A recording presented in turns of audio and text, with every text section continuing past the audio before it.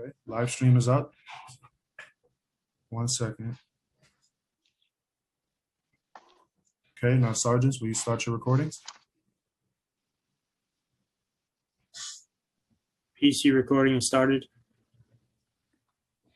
Cloud is up. Backup is rolling. Thank you. Sergeant Kowalski, you may start with the opening. Good morning and welcome to today's remote New York City Council hearing of the Committee on Parks and Recreation. At this time, would council staff please turn on their video. Please place electronic devices on vibrate or silent. If you wish to submit testimony, you may do so at testimony@council.nyc.gov. That is testimony@council.nyc.gov. Thank you. Chair, we are ready to begin.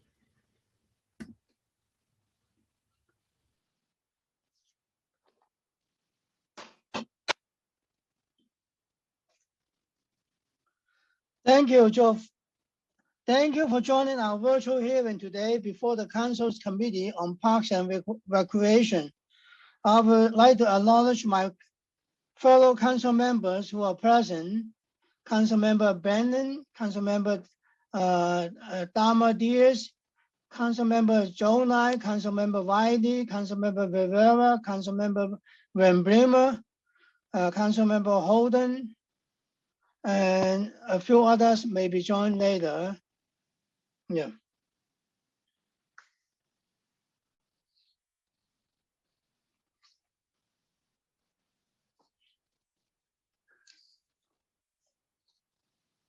Good morning and welcome to the Parks and Recreation Committee hearing on the fiscal 2022 preliminary budget and the fiscal 2021 preliminary Mayor's Management Report for the Department of Parks and Recreation. My name is Peter Koo. I'm the chair of the Parks and Recreation Committee. Today, we will hear testimony from the Department of Parks and Recreation on its expense and capital budgets for fiscal 2022. The department's proposed fiscal 2022 expense budget totals $532.7 million. This is $29.6 million higher than the fiscal 2021 adopted budget. In total, the proposed fiscal 2022 expense budget represents a little more than half of 1% of the entire proposed city budget of $92.3 billion. The department's proposed capital budget for fiscal 2022 through 2025 totals $2.9 billion, which represents approximately 5.4% of the city's total capital budget for 2022 to 2025. It has been exactly a year since our last preliminary budget hearing and exactly a year since the Council's last in-person hearing. We adopted the fiscal 2021 budget in the middle of a pandemic that has ravaged our city and has permanently changed our way of life. Even at this moment, we are still not sure if or when we can get together in the same room without worrying about social distancing. As a result of the pandemic, we have witnessed dramatic increases in usage of our parks and the number of visitors at our parks. These increases have required the Parks Department and its volunteers to intensify efforts to maintain our city's parks. Unfortunately, these increases are also happening despite the fact that the department's fiscal 2021 adopted budget was significantly reduced by the COVID-19 related budget cuts. The main result of these cuts was the loss of almost 2,000 seasonal maintenance and operation workers. The loss of workers quickly contributing to the growing sanitation and maintenance problems across the New York City's green spaces. We saw unmowed lawns, trash piles, and cordon off spaces across our park system. As we begin the fiscal 2022 budget process, we must keep in mind that in the fiscal 2021 adopted budget, the administration did not include $25 million for our parks, despite the urging of the council. Last year, the council successfully negotiated with the administration for the inclusion of $10 million to save the jobs of 150 maintenance workers in the fiscal 2021 adopted budget. However, this funding was not baseline and therefore not included in the fiscal 2022 preliminary budget plan. In addition, despite all the challenging factors, the council continued its investment in parks with an allocation of $1.8 million for the Parks Equity Initiative in fiscal 2021. However, the initiative saw a 65% cut compared to the fiscal 2020 adopted budget allocation. Although it is understandable that the current budget priorities are heavily focused on combating the pandemic, we must not forget that parks are critical infrastructure that are essential to our city's recovery efforts. During the past year, our parks provided a break from the cramped New York City apartments, were a place to enjoy a walk and safely visit friends and families, and they will continue to be essential to keep our residents' physical and mental health in balance. As the pledge wrote, quote, NYC parks have become people's everything, unquote. As we head into the warmer weather, we must remember that during long pandemic times, parks are the key to healthy communities. Our city's resiliency and fight against climate change and are drivers of economic growth. Investing in our parks is investing in our residents and our city's recovery. Thank you to my committee staff, especially Monica and Chima of the Financial Division, Chris and Patrick of the Legislative Division, and my own staff. We will now hear from the Commissioner Silver of Parks and Recreation. But before we hear the Commissioner, I would also like to acknowledge my colleagues who are present. I always acknowledge them. Are there any more? Later on, I will acknowledge them all. And now, will the Committee Council please swear in the Commissioner and his team? Thank you, Chair Koo. I'm Chris Sartori, Senior Counsel to the Committee on Parks and Recreation, and I'll be moderating this hearing. Before we begin, I'd like to remind everyone that you will be on mute until you are called on to testify, at which point you'll be unmuted by the host. During the hearing, I'll be calling on panelists to testify. Please listen for your name to be called. Please listen for your name to be called, as I will periodically be announcing who the next panelists will be. We will first be hearing testimony from the administration, followed by testimony from members of the public.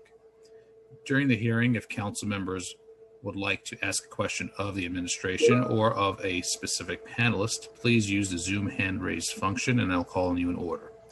We will be limiting council member questions to 5 minutes, which includes the time it takes to answer those questions. For members of the public, we will be limiting speaking time to 2 minutes in order to accommodate all who wish to speak today. Once you are called on to testify, please begin by stating your name and the organization you represent, if any. We will now call on representatives of the administration to testify.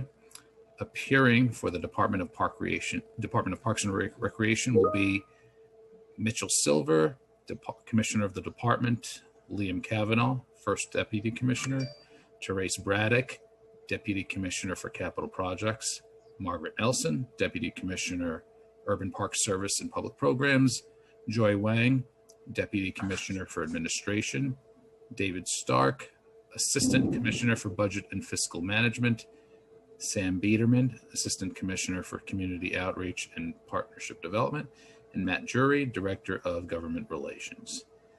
At this time, I will administer the affirmation to each representative of the administration. I will call on you individually for a response. So at this time, please raise your right hands. Do you affirm to tell the truth, the whole truth, and nothing but the truth before this committee, and to respond honestly to council member questions? Commissioner Silver. I do. First Deputy Commissioner Kavanaugh. Yes. Deputy Commissioner Nelson. I do. Deputy Commissioner Wang. I'm not video. Commissioner Wang. Yes, Commissioner Wang doesn't. I do. Assistant Commissioner Stark. I do. Can you hear me now? I do. Yes, we hear you. Yes. Assistant Commissioner Biederman. I do. Commissioner Braddock. I do. And Director Jury.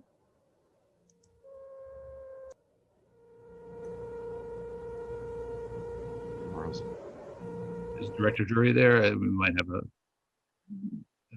we see him. Just give us 1 second with the muting. You can say it from my speaker. I do. Okay. Great. Thank you. So at this time, I will invite Commissioner Mitchell Silver to please present his testimony. Thank you. Good morning, Chair Koo, members of the Parks Committee, and other members of the council. I'm Mitchell Silver, Commissioner of the New York City Department of Parks and Recreation, and I am joined virtually here today by a number of my senior staff.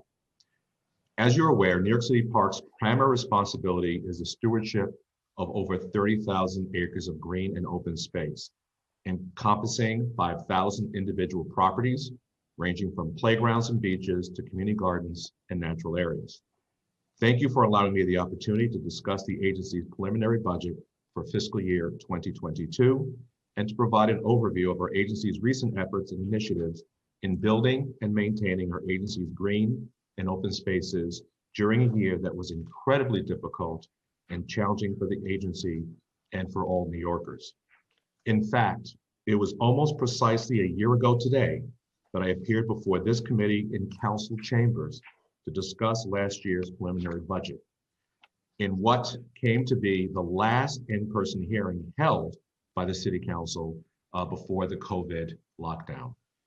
As I testified at the time, we were aware of the impending concerns and working closely with the Department of Health and to prepare for potential pandemic. But no one could have imagined how transformative 2020 would prove to be in ways both horrifying as well as uplifting. We truly live in a completely different world than we did a year ago. Through the terrible toll of lives lost and families shattered during COVID, the pain of the resulting economic crisis, and the long overdue dialogue on systematic racism sparked by the Black Lives Matter movement and the tragic deaths of George Floyd and countless other Black men and women. Through it all, one dynamic has remained constant and increasingly clear. Our city parks and open spaces are critical infrastructure that is absolutely vital to New Yorkers. We've always prided ourselves on being the agency of fun, health, and happiness. But we learned even more that this past year just how much parks play a central role in improving the well-being of the city's residents. Anyone visiting one of our parks during the last 12 months could see how our city's residents came to rely on these sanctuaries of sanity for all of the physical, mental, and emotional benefits they provide, especially as alternatives for relaxation and recreation became increasingly rare. Travel to the other parts of the country was practically impossible. Concert halls, movie theaters shuttered, and the lights on Broadway sadly remained dark. But our city's parks stayed open and available to New Yorkers in their greatest hour of need. We all owe a huge debt of gratitude to our parks employees, especially our frontline employees in the field, who've worked extraordinarily hard in a very challenging environment to keep our properties safe and to preserve exceptional amenities that people have come to expect from our park system. The pandemic brought about the need for many difficult decisions as COVID-19 continued to spread, and our understanding of the disease itself and its impact on the city's fiscal position continued to evolve. Working in coordination with other city entities, we had to close our recreation centers and some of our smallest parks and playgrounds, cancel permits for athletic sports and large public programs, and pause our capital reconstruction projects. But our agency remained strong and resilient, and we creatively reassigned staff and repurposed several of our properties as part of the city's response to this crisis. Our Parks Enforcement Patrol officers and urban park rangers help ensure that park goers could relax and enjoy our open spaces in a safe manner. And the creation of our Parks Social Distance Ambassadors program, made possible largely through the redeployment of our public program staff, was key to keeping park visitors safe. I am proud to note that our agency staff, through a variety of efforts and initiatives, distributed close to 8 million face coverings to the public, free of cost. Several of our recreation centers became food distribution sites, delivering over 42 million meals to our most vulnerable New Yorkers. Central Park and Flushing Meadows Corona Park were sites of temporary emergency field hospitals, providing more capacity for the healthcare system that was heavily taxed in the early weeks of the pandemic. And COVID testing sites have been established at 5 parks recreation centers.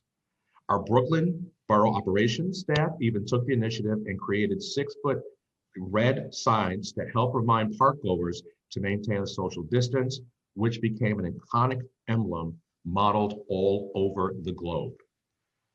But our participation in the city's effort to slow the spread of COVID did not prevent us from focusing on our core mission. And as our work continued to maintain and care for our parks and provide recreational opportunities, both virtually and in the field. For those who were not able to go out into our parks, even for a brief visit, we created Parks at Home, which featured virtual content on our website and social platforms, serving the young and the young at heart, including live park tours, meditation, fitness clinics, art classes, and other fun activities, including New York City Parks' very own Spotify channel, where we were able to celebrate the connection between green spaces and music with several specially curated playlists. Out in our parks, we continue to maximize our resources and work smarter to provide the amenities and level of service that New Yorkers have come to expect. In the summer and fall, our public programs and recreation division teams, including the Urban Park Rangers, offered a diverse variety of close to 2,000 socially distant outdoor programs, including nature, education, arts, photography, media education, crafts, fitness, and sports. A vast majority were offered in 27 neighborhoods identified by the city's COVID Racial Inclusion and Equity Task Force. Our Arts and Antiquities Division was able to repair and clean close to 600 monuments and offer 48 temporary art exhibitions for the public to enjoy throughout the city. Our Partnership of Parks Division, a joint effort with the City Parks Foundation, coordinated the participation of 7,000 volunteers in hundreds of safety organized service projects, many at the COVID relief priority sites. To keep our local community gardens healthy and thriving during COVID, our Green Thumb distributed about 110,000 free plants and over 2,000 cubic yards of free topsoil to our community garden groups, and facilitated garden renovations and the construction of new raised planting beds for these unique and beloved community sites. Though we were only able to open a portion of our outdoor pools last summer due to safety concerns, our marketing and operations team worked closely together to add 2 new of our creative and fun Cool Pools NYC initiative, which has transformed several of our outdoor pools in underserved neighborhoods and to revitalize resort quality destinations that are more vibrant and welcoming. Our Natural Resource Group, in collaboration with the Natural Areas Conservancy, completed and published our Wetlands Management Framework and delivered long-awaited improvement and restoration projects, including the Putnam Greenway in Van Cortlandt Park. And as soon as we were authorized to bring our capital projects back online, our capital division continued to get results, completing long-awaited projects such as the beautiful renovation of Luther Gulick Park in Manhattan, our Parks Without Borders project at Prospect Park in Brooklyn, which created a new entrance for the community on the eastern edge of the park, and phase 1 of our Anchor Parks project in St. Mary's Park in the Bronx, helping make an old park new again. All of this was possible because we prioritized safety and the well-being of our incredible parks employees. Throughout the COVID-19 crisis, we have provided our staff with a variety of resources so they can tend to their work in a safe manner.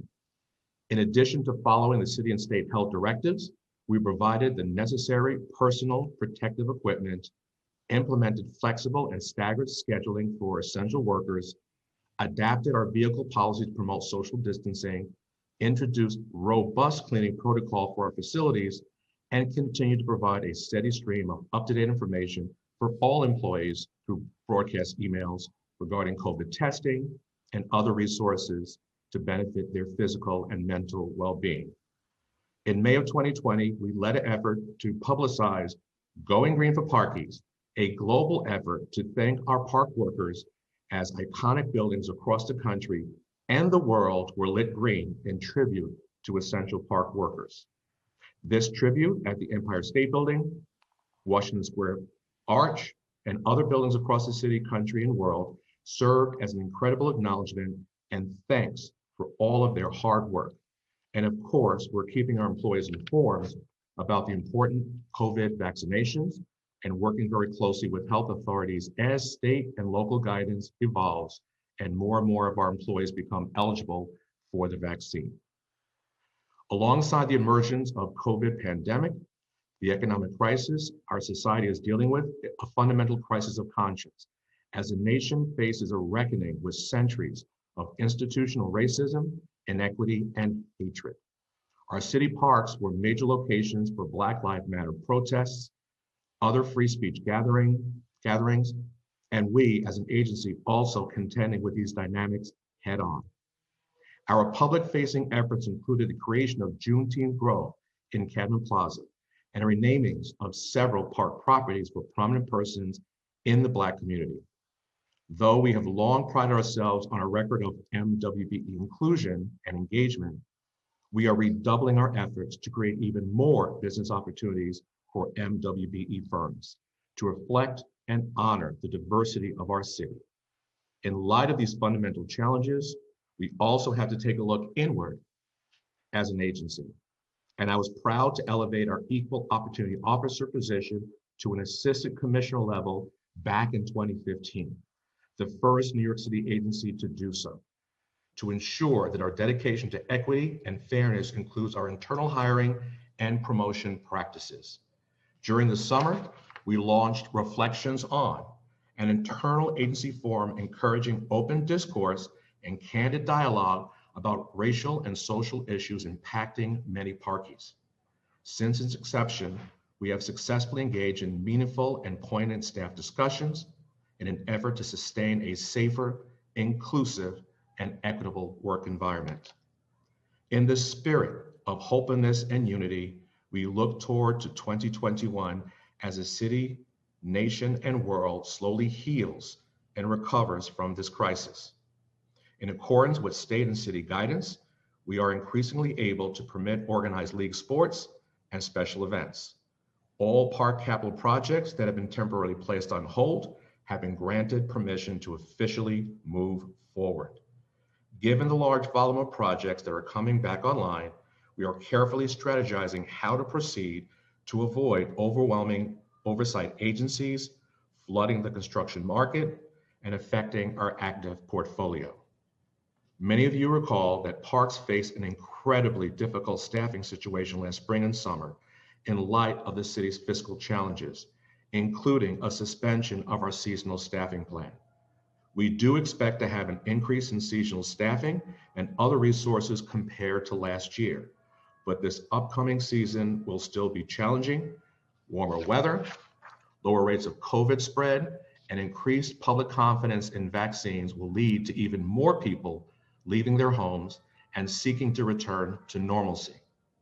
Since many other aspects of life around the city will be phased in slowly, including our recreational outlets, we expect parks usage will again surge greatly in the upcoming months, leading to a similar litter and maintenance challenges as last year.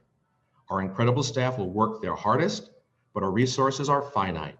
So we need all New Yorkers to step up and do their part to keep our shared public spaces in the best condition possible. We will be relaunching the anti-litter public education campaign we successfully executed last summer. And we hope the council will join us in educating New Yorkers as well as recruiting volunteers to help on our Monday morning pitch-ins and serve as litter ambassadors at targeted sites during the periods of peak usage. Turning to specific topic of this hearing, this year's preliminary budget remains relatively cautious in light of the ongoing economic impacts faced by the city. However, it still gives our agency the resources we need to continue getting the job done. The agency's expense budget includes $532.7 million in mayoral funding this year for operational needs, a significant increase over last year's adopted budget. The preliminary 10-year capital plan, including the current fiscal year, provides a total capital budget of $5.67 billion, reflecting the importance of keeping our portfolio in a state of good repair. Last year has been a difficult one for all of us, and I'm extremely proud of the work we've done and grateful for the solace and comfort that parks have provided New Yorkers in the face of so much pain and loss. When New Yorkers needed room to breathe, literally and figuratively, for their physical, mental, and emotional well-being, our parks were there for them, providing Frederick Law Olmsted's belief that parks truly are the lungs of the city. That is why I'm exceptionally honored when the American Planning Association awarded its 2020 National Planning Excellence Award for Advancing Diversity and Social Change to the agency for its Community Parks Initiative. And when the World Urban Parks Organization also honored New York City Park System with the 2020 Legacy Award. Though I expect to appear before council at least one more time, I want to thank you for the council's support of great parks and open spaces for all New Yorkers during my tenure. I also want to thank Mayor de Blasio for granting me the privilege to transform this agency and our park system for making them more equitable, inclusive, and resilient. I am grateful to have worked with the amazing New York City Parks leadership, as well as the dedicated park staff,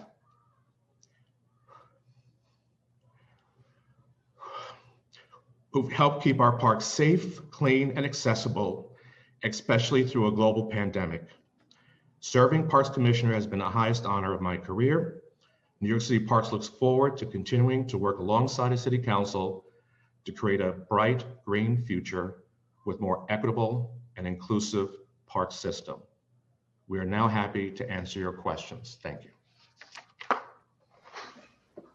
Thank you, Commissioner. I will now turn it over to Chair Koo for his questions. Thank you, Chris. Thank you, Commissioner, for your testimony. Yeah. And I want to thank you on behalf of the Parks Committee Thank you for your outstanding service to the citizens of New York. I have some questions. The fiscal 2021 adopted budget cuts that came into effect on July 1st, 2020, significantly affected parks operation. As a result of the cuts, 1,700 seasonal staff were no higher and maintenance hours reduced by roughly 25,000 hours per week. The cumulative effect was increased in the number of 311 park sanitation complaints and lack of evening hours or weekend coverage, despite the incredible increase in park usage, especially in the evenings and weekends. The pandemic is not yet over, and the council is highly concerned about the condition of our parks in the nearest future. So, Commissioner, the pandemic is not over yet, and you know the council is really concerned about the condition of our parks both now and in the future. So I must ask you, will the department have sufficient maintenance workers for this coming spring season to ensure a safe and clean environment for all parks? Councilmember Koo, thank you for your question. The answer is yes. If you recall, when we're in an economic crisis last year, a lot of the one-shots were cut. Were not able to advance our seasonal plan. And your statement is correct. In fact, it was over 32,000 hours of working in parks that we lost each week. So it was quite significant. The good news is the seasonal plan has now been restored for this year, fiscal year 2021. And so we're able to start hiring and prepare both our fields and our pools, which is what we normally use them for. But we still know ramping up will take some time. And that is why we want to thank all the volunteers that have helped last year. We had somewhat of the perfect storm. We had fewer staff, 1,700, but then more people were using our park. They became someone's office, their outdoor gym, a stage. And so we saw people come into parks, and at the same time, it was a struggle for staff to keep up. So I can tell you, those were cuts, but a one-year cut. FY 2022 looks so much better, but in terms of 2021 this spring, we're now hiring those seasonals so that people will be ready and prepared, supplemented with a litter campaign and support from all of our volunteers. Thank you. So the fiscal 2022 preliminary budget does not include the one-time funding of $10 million successfully negotiated by the City Council in the fiscal 2021 adopted budget. Has there been any discussion with OMB of adding the $10 million into the parks budget in the executive budget for fiscal 2022? Thank you for the question, Council Member. As you know, this is the preliminary budget, and we have several months before we move into the adopted. I know it is both important to the department, it's important to the council, and important to the public. And I do anticipate as the budget process continues, this will be one item that will be heavily discussed. So I know how difficult it was last year. We knew that we would not be able to fund that one-shot budget item. And I'm confident it will be part of our conversation this year. And I look forward to engaging the council with OMB and the mayor's office as we move toward the adopted budget. So can you explain to the committee what will be the impact on parks maintenance if the administration does not restore this funding, which pays for 150 workers? Council Member, we always find a way to get the job done. It was a very difficult year last year, and we made sure we found a way of cleaning up the parks to the best of our ability. I have to thank all the New Yorkers and the volunteers who stepped up, but even with limited resources, we found a way to keep the parks clean. We couldn't cut the grass as often as we'd like to. We couldn't even collect the trash as much as we'd like to, but we came up with our litter campaign where people can dispose of their trash in corrals. And so a lot of that helped. We'll see how the budget unfolds, and we'll sit down and be creative to figure out ways we can continue to give New Yorkers the very best park experience. As you know, I'd always want to see more staff to help our parks and our gardens. But we also have to deal with the budget reality, and the budget we're handed to, the leadership team will figure out how do we find a way of maintaining our parks to a quality that New Yorkers find acceptable. Thank you. So given the current sanitary condition of our parks, would you consider the loss of this funding acceptable? Again, if you look at our parks today, we still maintain quality parks. It may have taken us a few days to address some of the litter conditions, but I'm confident that with the staff we have, we can still maintain a clean and safe park system. More staff is always helpful, but we've learned over the past, at least I have 7 years, that we have to work with the budget we have. If given more, I can do more, but if given less, we have to be smarter and more innovative to ensure we maintain our park system in a quality that the public expects. Okay. Before I ask any questions, I want to say that we are also joined by Council Member Gennaro. The fiscal 2022 preliminary budget savings plan include one-time $15 million savings in fiscal 2021 to Parks Opportunity Program, POP, which is funded by NYC Human Resources Department and administered by Parks Department. What is the current number of participants enrolled in this program? Just let me defer that to Assistant Commissioner David Stark or Joy Wang. Let's go to David Stark.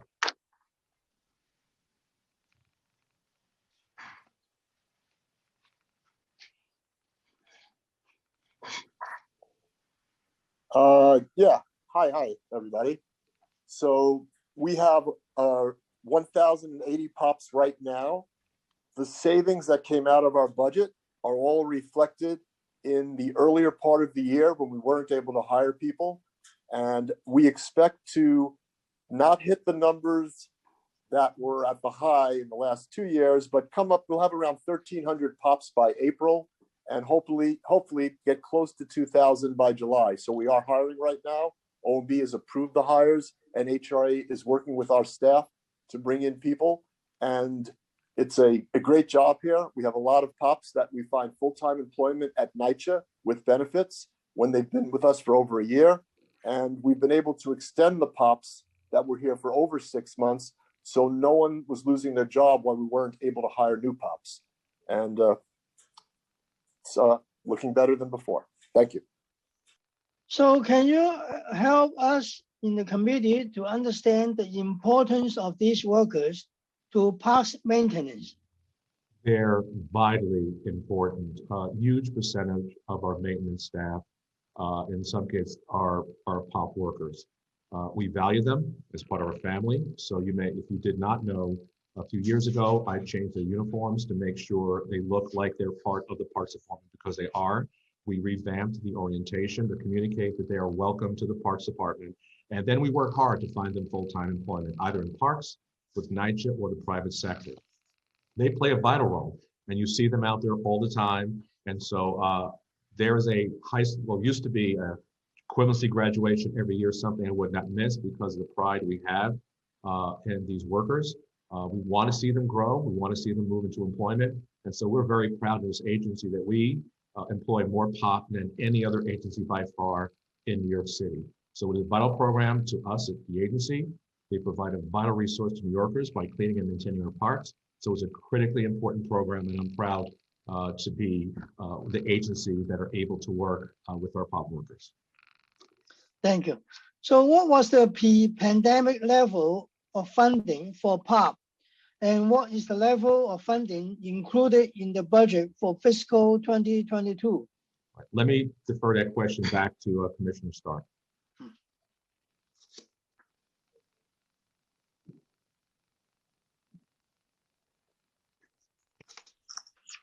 Yeah, in fiscal '22, we have the full budget and we'll be hiring approximately an average of 1,700 POPs are funded at any given time.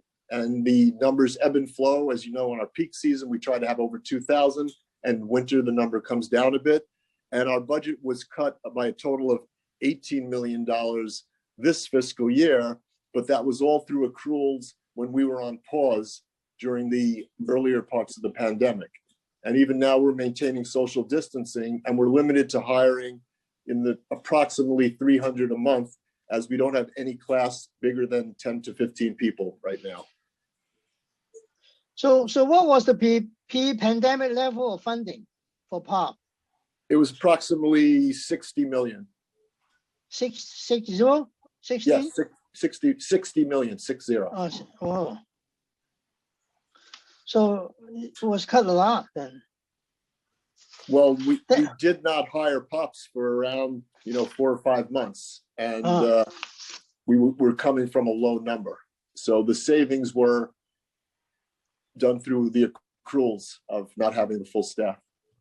Okay, so maybe you can stay on for my next question.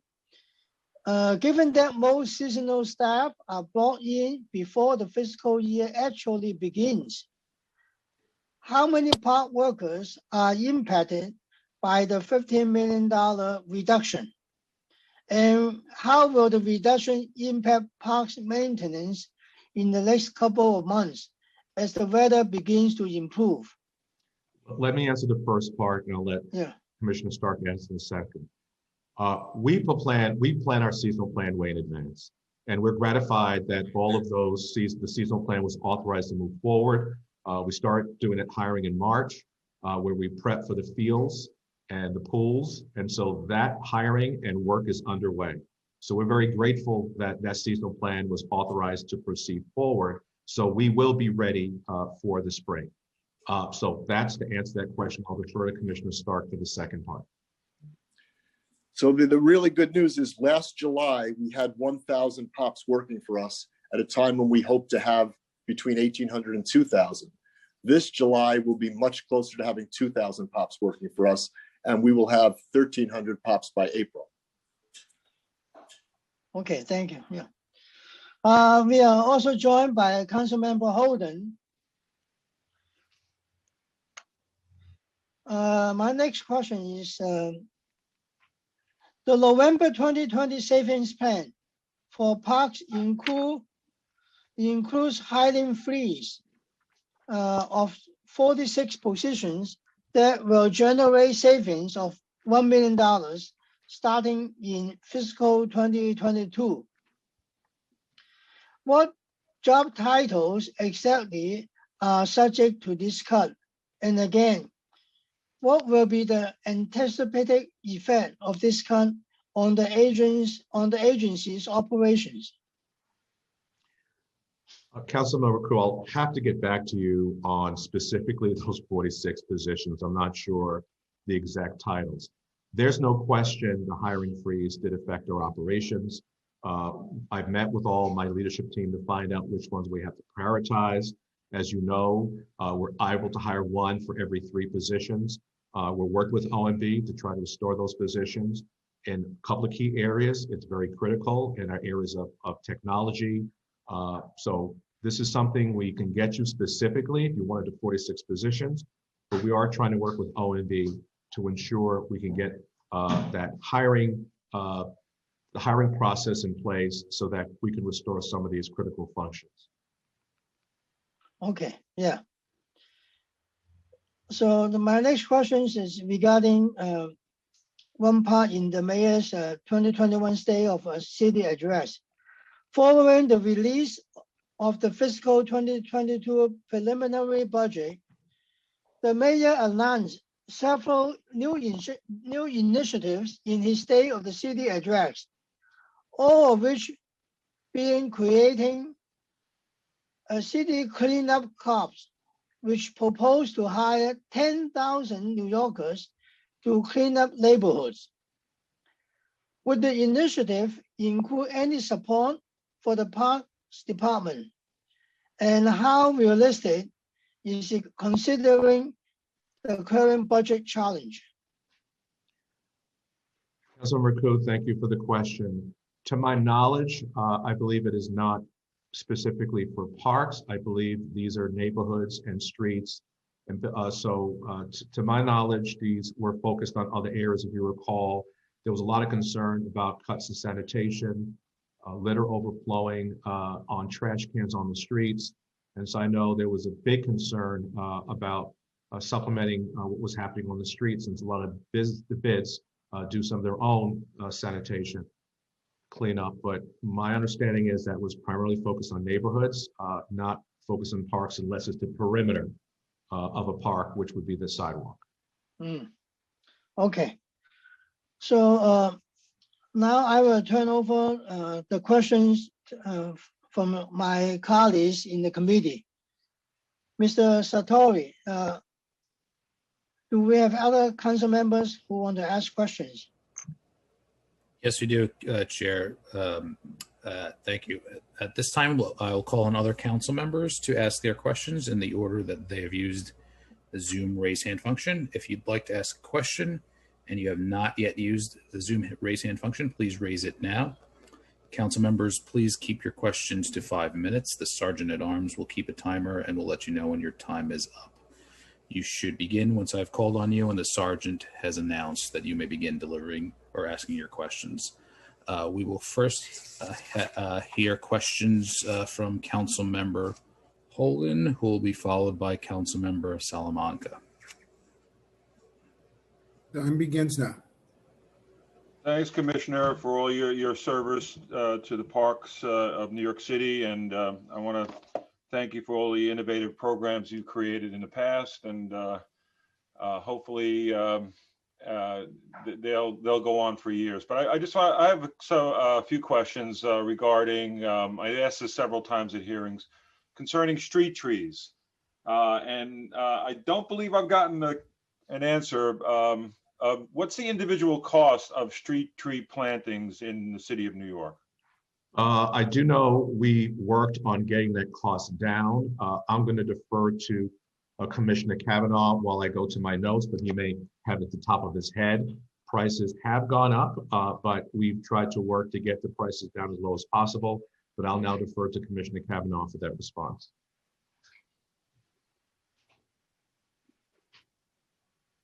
Thank you, Commissioner Silver. And yes, the current average cost for planting a tree in New York City is $3,400.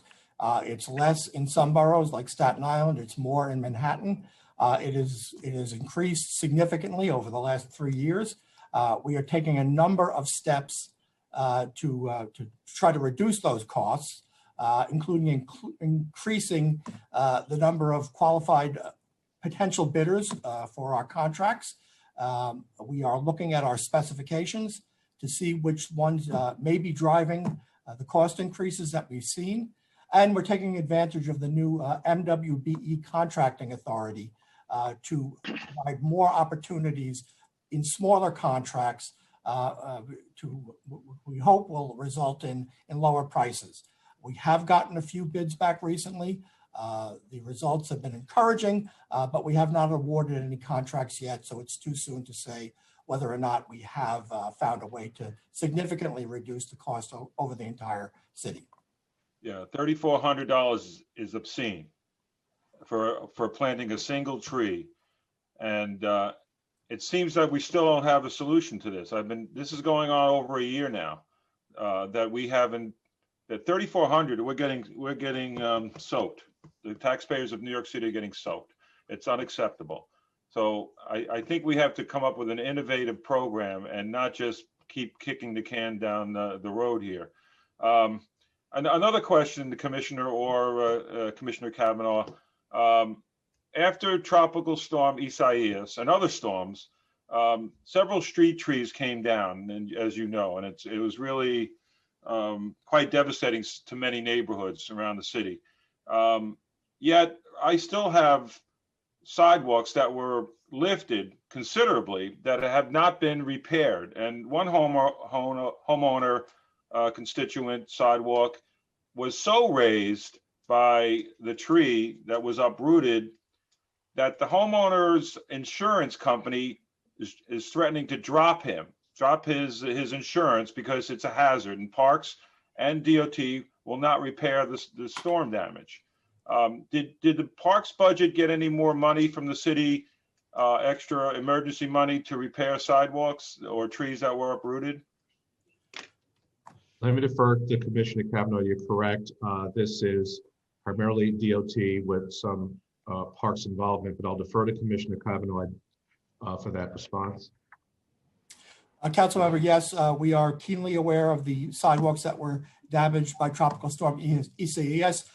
The Parks Department, working with DOT, has identified over 600 sidewalks citywide that need to be repaired. We, the Parks Department, have completed removal of any stumps that were in the way that would have made sidewalk repair difficult. DOT is working through the contracting process to actually do the repairs. We should have a projected date soon as to when that work will start. But if you have an instance where someone is facing the situation that you described, please give us the details and we will try to work with that. I did that, Commissioner, and still no movement, and the homeowner's insurance will be dropped. So this is outrageous that we're victims, the homeowners are victims. Obviously, if the tree comes down and damages not only their block and the sidewalks, and then they can't get it fixed. And we need to know, we can't have this ping pong game going between DOT and Parks. Who's responsible? Who's going to fix it? And when are they going to fix it? And do they have to do this in a timely basis, because the sidewalk is lifted like 3 feet still, and people can't walk. And we have this all over the city. So there's got to be emergency money put aside. Also, on that, I've got, and another issue is I've gotten several complaints that restrooms are being closed in parks at 3 p.m. when our obviously our residents need the parks more than ever now. So is that really a kind of citywide policy, or is that individual district managers deciding to cut corners?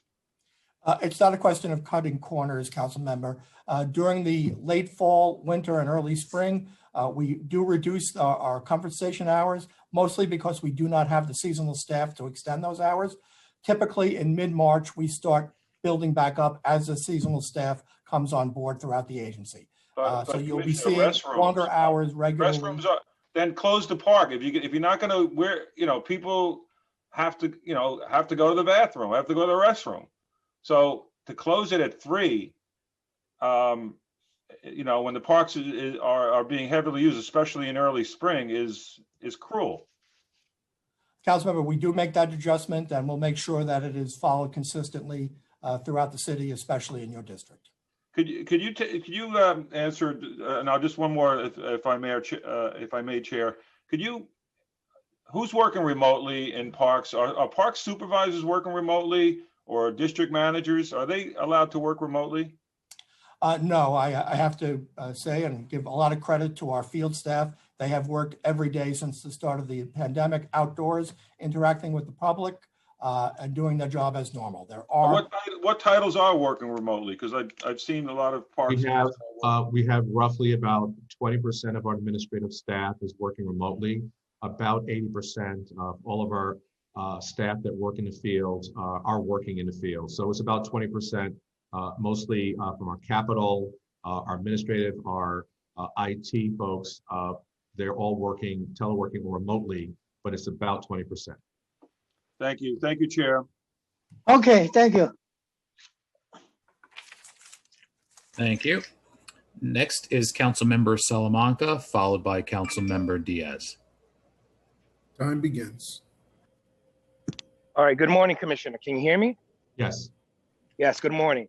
First, Commissioner, I just want to say how sad I was to hear that you are leaving the Parks Department. I've been working in government as a district manager and as a council member for the last 11 years now. And prior to that, I was a community board member, community board too. I have never dealt with a commissioner who actually listened to the community. And I just want to say thank you for all of your hard work and your partnership and working with residents here in the South Bronx. It was through your initiative that my district got at least 6 to 7 playgrounds, either renewed or brand new playgrounds. And this was through the community partnership initiative that you incorporated. And I just want to say thank you.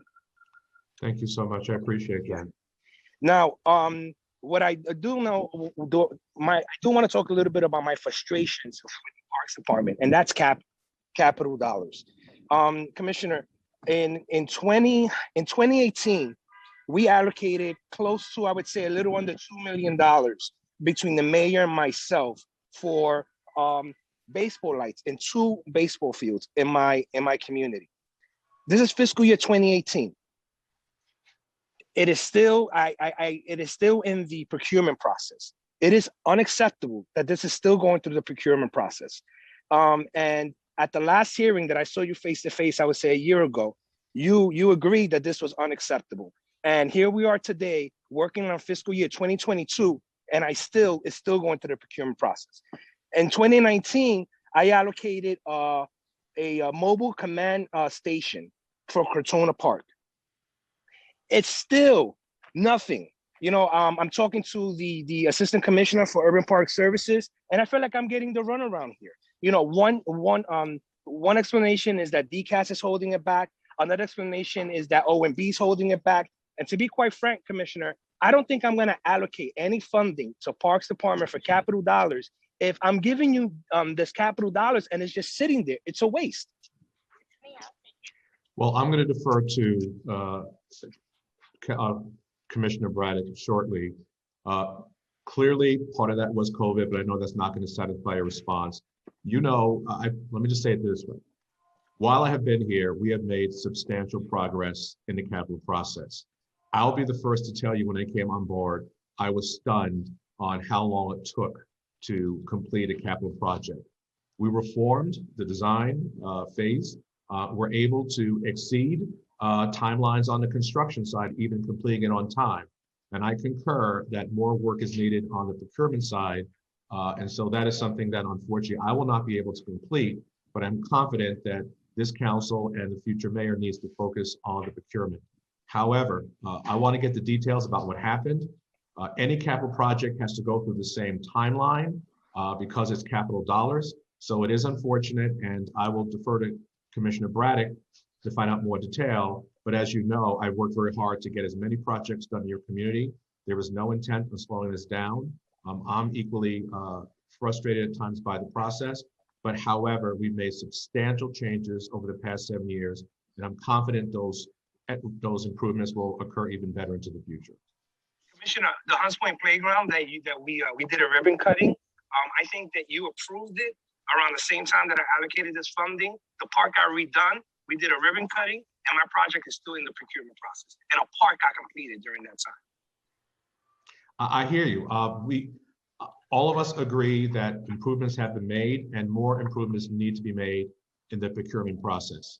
And so after this meeting, I'll sit down and find out exactly specifically what's happening with your project. So you're not hearing from different parts of the agency. You're hearing from me directly and Commissioner Braddock of Capital, so we can get you straight answers and find out what's going on. I share your frustration. I know you called me. You're committed to providing quality parks for your community. I feel the same way you do. And I will figure out in the time I have left what we need to do to unstick and move those projects forward. Because I do not want you to stop funding our parks. You know how important it is to the community. And so let's figure this out, because I know your heart. I know how much you love parks. And so we'll have to figure this out together. Is the Commissioner for Capital on, that he can answer some of these questions? Yes, Council Member, and thank you very much. And I share your concern, as does Commissioner Silver, and you know that we try to do our best to move things along as quickly as possible. I understand about the two ball field, the lighting, both at Bill Rainey and at Julio Caraballo. It's just unfortunate because last year when those projects were stuck in procurement, everything was put on pause at that point in time and is only being lifted by OMB as of the end of March this year. So this funding was allocated in fiscal year 18, Commissioner. 18. You cannot use the excuse of COVID when you had this money since fiscal year 18. That's an excuse. I understand your frustration. I'm sorry you feel that way. It's just that we were not allowed to move projects through. Any project that was in procurement at the time that OMB paused those were not allowed to move forward. So unfortunately those two projects got stuck along with about 300 other projects at the same time. However, we have the very, very good news that those projects are being unpaused as of March 26th. And we're going to do our best to move them forward as quickly as possible. Okay. All right, thank you, Councilmember Chair. Salamanca, are you okay? Yeah. To stop? Yeah. No, I'm okay. Thank you. Thank you. So we will be going to a second round of questions. So my colleagues, please limit your question to 5 minutes. Yeah. Thank you, Chair. We'll do a second one later. Yeah. Yes. Thank you, Chair Coote. The next council member with questions is Councilmember Diaz, who will be followed by Councilmember Jonai. Time begins. Good morning. I want to thank both Chair Coote for this opportunity to bring forth this conversation, and for Commissioner Silver for the excellent work around trash removal that's occurring in my biggest local park, which is Highland Park. My question is more towards noise pollution, which is growing in high records in Highland Park, in the upper Highland Park near the monastery. I would like to know what conversations you're having or you have had in reference to the noise pollution. My understanding is we have about 25 nuns there, retirement age, who are looking to exit that area due to the noise pollution by their residents. That's my first question. Thank you, Council Member. This is the first time hearing about it. I will work with our Urban Park Service, that's our Parks Enforcement Patrol, to find out what's going on, as well as the park administrator. I'm not sure whether it's noise. We have seen a trend of young people on motorcycles and making loud noise, whether it's amplified music because people just want to get outdoors for COVID. I'm not sure the noise you're referring to, but I will reach out to the park administrator as well as the Park Enforcement Patrol to go by the location you're referring to find out what's going on, and then we'll figure out what remedy is necessary. I apologize. I'll be more direct. When I say noise pollution, I'm 4'9" and a quarter, and the speakers that are being established there between 5 and 10, are taller than I am. So I'm extremely saddened and disturbed by the fact that this conversation has not been elevated to you. Then my next question is in reference to forestry. As the park is being utilized more so than ever, my understanding as early as this morning, there was a conversation with forestry in removing the branches and pruning the trees.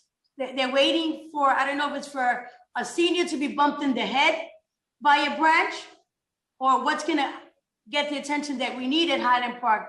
Forestry is saying mid to early summer, they're gonna go and take care of what I see to be an urgent issue.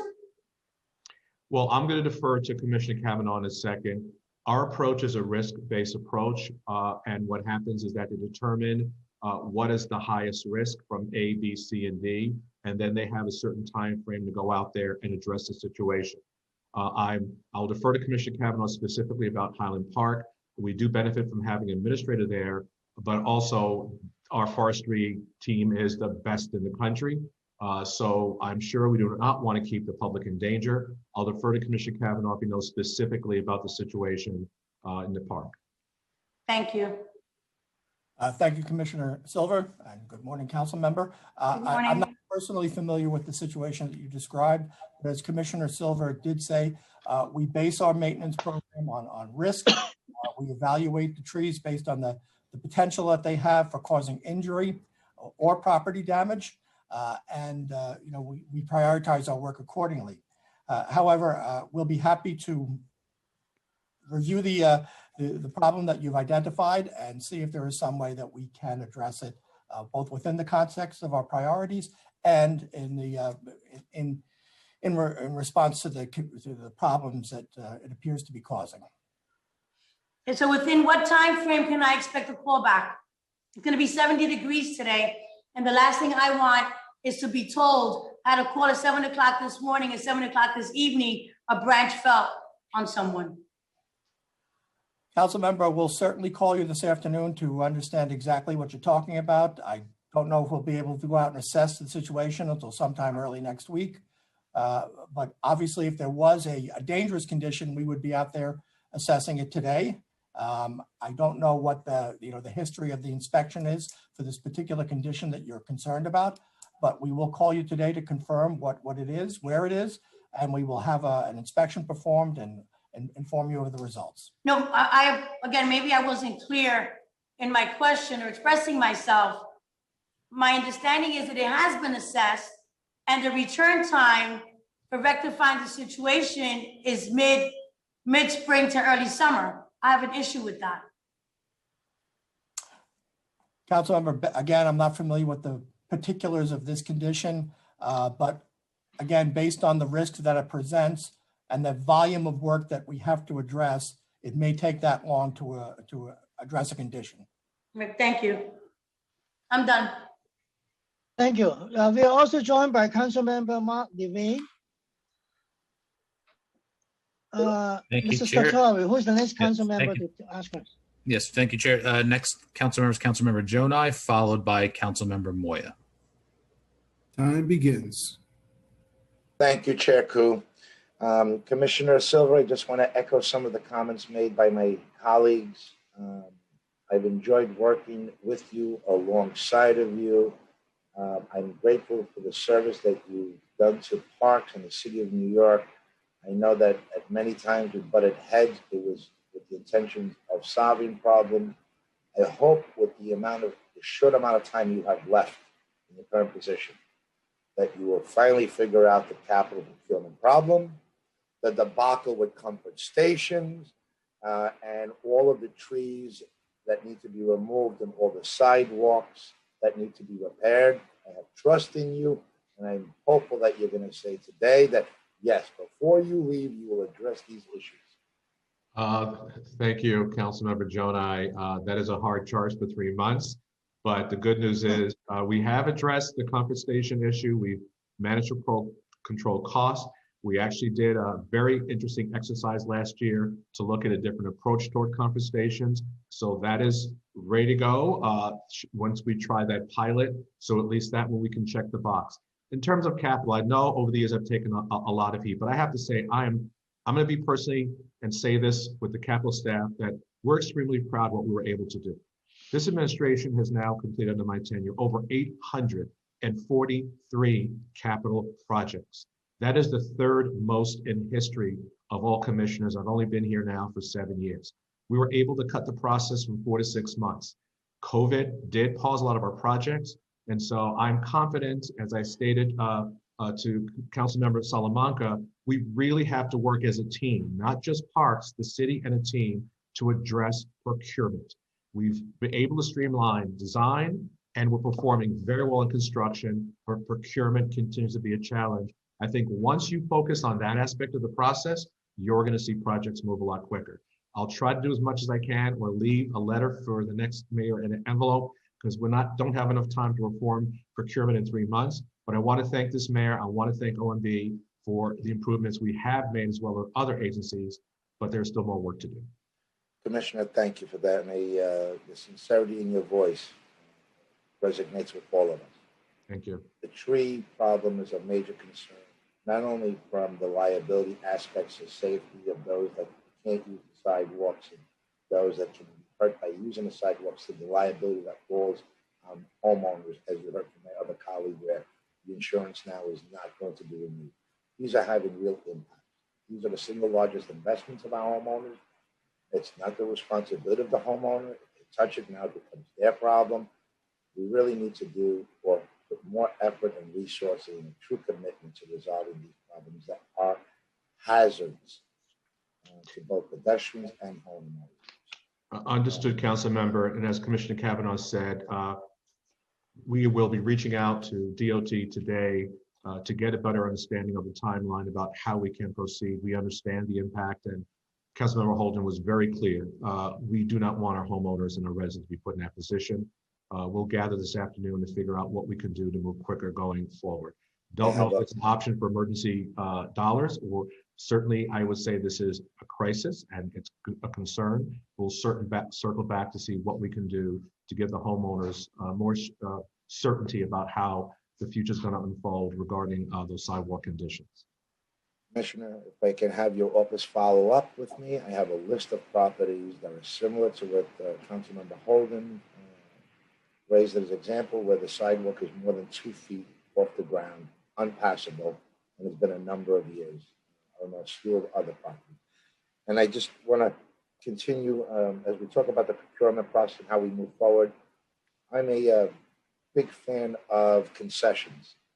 So even Orchard Beach and the tens of millions of dollars that are going to be needed to bring our parks up to date and reinvest in that wonderful beach of ours, we should be looking at concessions. Put into the hands of those that can do this. They can do it with their money. We can oversee it. It would be a partnership that I think we would all benefit, especially in the times of economic crisis such as this, where we're looking at budget cuts. Let's save taxpayer dollars. We can use the concessions that are out there that would love to take on this project, take advantage of that 1,000 car parking lot that few have, and the beautiful beach that we have, along with all the amenities that make Orchard Beach such an attractive place in New York City's largest park. Well, Councilmember Jonah, you may be ahead of your time. Orchard Beach project is restarting, and so you know concessions is envisioned being part of that redesigned pavilion. So you're right on target. You and I had talked about this. We will see as the project unfolds, but there's certainly a desire to have concessions there. And as I just wrap it up, Chair Koo, Commissioner. Please do it as soon fast. Just to throw out a big shout out, because I'm only fond of one other person more than your Parks Department, and that is the Bronx Commissioner, Iris Rodriguez. So second to her, Commissioner, you are my favorite commissioner. Thank you. And thank you for your service as well. Thank you. Next Councilmember with questions is Councilmember Moya, who will be followed by Councilmember Levine. Thank you, Chair Koo. Good afternoon, or good morning, Commissioner Silver. Just wanted to, again, reiterate just what my colleague said. Thank you for your service to the city of New York. We really appreciate it. I had to phone my mother to let her know that the person that was responsible for getting her hooked onto that website is now finally leaving, but she wants to say thank you on her behalf.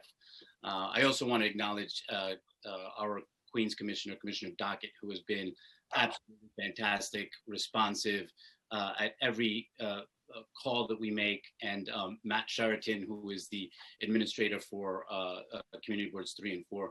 Both have been fantastic, Commissioner, and they deserve recognition. Now getting to the question is, I know that we're talking about opening up our parks and the usage here. For me, I think I've expressed this to you and to several folks in the administration here about the issues that we're having in our parks in districts like mine, where our children, our seniors can't utilize this. It's being overrun by people who are either smoking marijuana or drinking in public. It's become a major issue for us now for years.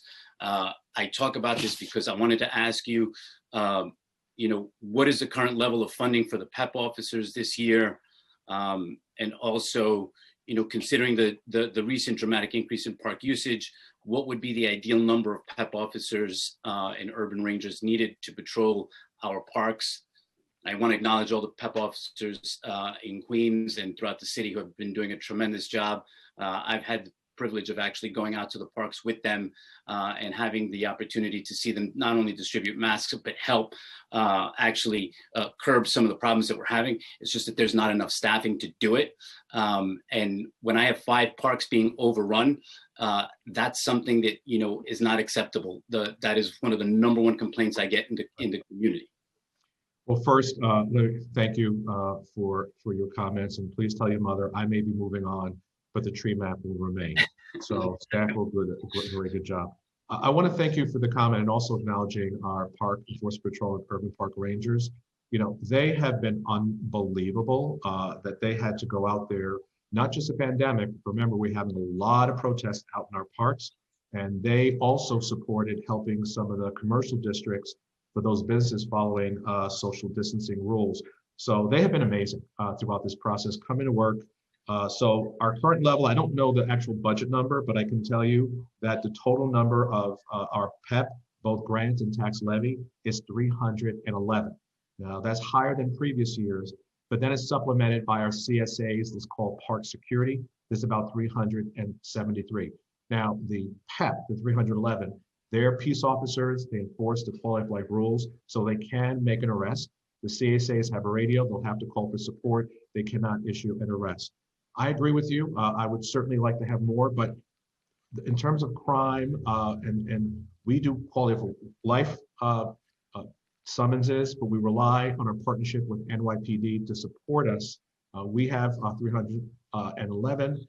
They had 35,000. So I have to tell you, we want to make sure we establish a strong relationship, particularly in Flushing Meadow Corona Park, where we have one. But that is a problem. After this meeting, we're going to circle back with you to find out exactly where this is happening, because we certainly want our seniors and our children to enjoy our public spaces, particularly during COVID, when it's more and more important. So the numbers are 311. It was a little bit different during COVID because we had to redeploy them, so people weren't in locations they weren't supposed to be. So they were doing a lot of work, but we use a hotspot approach where we have substations in certain locations. We know the locations where they have to go and patrol, but if there's an area that's of concern, let us know. We'll send a team out there and we'll get the support of NYPD if that's what is needed. I've done that, Commissioner. I've had NYPD sit with your Commissioner of PEP enforcement. This is now going on close to 5 years. I've even allocated money to put a substation at Park of the Americas. I have Flushing Meadows Corona Park, but I have parks that are located across the street from schools. We have people who complain about not only the drunks, but the marijuana smoke, urination in the parks. I mean, we're overrun, and I'm not using that word lightly. We are overrun here, and that's why I'm asking, has that been considered, given the usage, to increase the number for PEP officers in this budget? No, there is no increase in the PEP line for PEP. It will stay consistent. Right now, I don't know offhand if there are any vacancies. But we're right now at 311 citywide for our PEP. That's just not enough. That's not even enough to cover Flushing Meadows Corona Park. We have one of the third or fourth largest park in the city. It's incredible that we are not putting in money allocated in this budget to actually secure our parks and make people in the city of New York and our seniors, our children, feel safe, and that it is being utilized in the appropriate manner. Not just that it's a park, it's open and anyone can do whatever they want. It is so critical, Commissioner, I cannot stress it enough, that we need to include money to increase the number of PEP officers in the Parks Department. Yeah, 1 second, I'm sorry. This my colleague is updating me with some information. While it's not a consolation for this budget, I do want to let you know that during this administration, number of PEP have doubled. So clearly this is a conversation we'll continue as we see the recovery underway. I understand what you're saying. I'll check back with our staff to find out what is happening with those conversations with NYPD, because I do believe with the current staffing levels, we should be able to address the problem. That is unacceptable if that's what's happening, but this administration doubled the numbers. All I can say is as this budget process continues, we'll elevate the concerns people are having, and yours in particular. Thank you, Commissioner. Thank you, Councilman Moyer. Thank you. Yeah, I'm not, the chair is blocking it. Thank you. Next. Next, yeah. Yes. Next up is Councilmember Levine. Time begins. Well, thank you so much, Chair Koo. And I hate to be repetitive, Commissioner, but I am so grateful for your leadership for our city's parks over the past 7 years. It has been an absolute pleasure to work with you, for me personally, both in my term as chair of the Parks Committee and in the year since. I'm just so grateful for the City Parks and Community Parks Initiative, Anchor Parks Initiative, Parks Without Borders, and your vision of an urban planner who understood that you have to weave together parks with the surrounding neighborhoods. So thank you for that. And I certainly wish you much, much success in the years ahead. I wonder if you have data on the usage of parks over the past year, which I had to say anecdotally feels like one of the most heavy years of use ever. Do we actually have numbers on that? We do not have numbers. We reached out to our partners, putting Highline aside because it was a unique type of park that was more of a structured park. But across the board, just anecdotally, they were all telling us that we saw record numbers. I live near Prospect Park. I was stunned what I saw. Going there some evenings, seeing more people there, you thought a concert was underway. So the answer is yes, because it was the only social gathering place open that everyone was using everything for parks. We don't have solid numbers, but we can tell by the level of trash that was collected and by just staff telling us how crowded parks were. So the answer is yes. Right, absolutely. And I've seen it myself in parks in Uptown Manhattan. Just extraordinary. I mean, thank goodness for our parks over the past year. I can't even imagine what hell we would have been through without them. But this was a year in which we endured a very substantial cut to staffing. CPWs, which are maintenance workers, gardeners, PEP officers, urban park rangers. And so we were in effect asking this staff to do more with less help in a year where we also had the complication of the COVID safety protocols. And I mean, this is probably the hardest year to have been a parks worker, maybe ever, but definitely in recent memory. And so I'm sure you understand that. And it's just critical that we restore those cuts. First and foremost, because there's just so much work to do in the parks to keep them well maintained and beautiful and safe, but also, I think, just in fairness to the workers who have endured such a rough year. What is the restoration in the executive budget at this point? And understanding that the executive budget was prepared before the federal stimulus was passed, does the $6 billion coming to the city mean that we can now restore those cuts? Well, in terms of the cuts, and first, thank you for those comments. I also appreciated working with you both as Parks Chair and then after. Number one, there were restorations after the budget for the pools, pruning, seasonals, OTPS. And so those were restored. So we're very happy that as of this month, OMB gave us approval to proceed with hiring those seasonals so we can start prepping our fields and pools. It'll happen this year in this fiscal budget, but the cut last year was a one-year cut. So FY 2022 will see similar to what the budget was before the pandemic. So those restorations are in place. So that's to answer that specific question.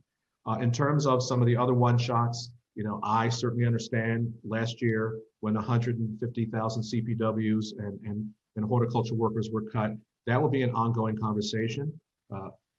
Clearly, the Parks Department have proven how valuable they are during both regular times, but more importantly, during the pandemic. And I'm sure that will be a major part of the conversation as we move toward the executive budget.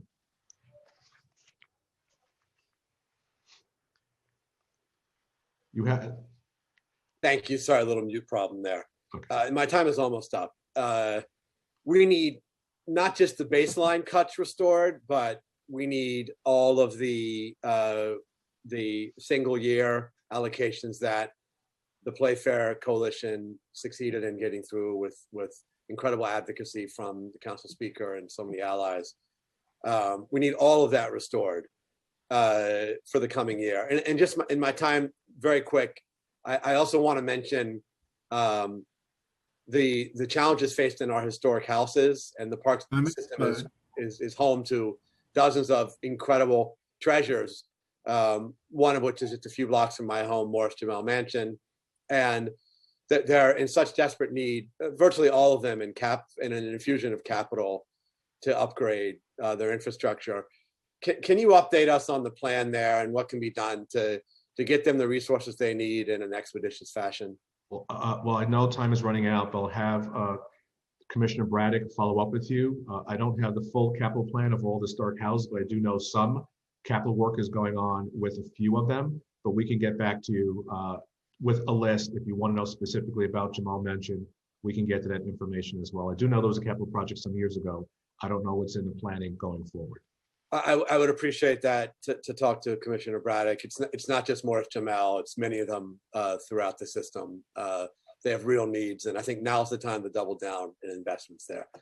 My time is up. Thank you, Commissioner. Thank you, Mr. Chair. Thank you. Yeah. Thank you. We'll now return to Chair Koo and other council members for a second round of questions. Okay, thank you. Commissioner, thank you for your patience. Yeah. My next question is about forestry and horticulture.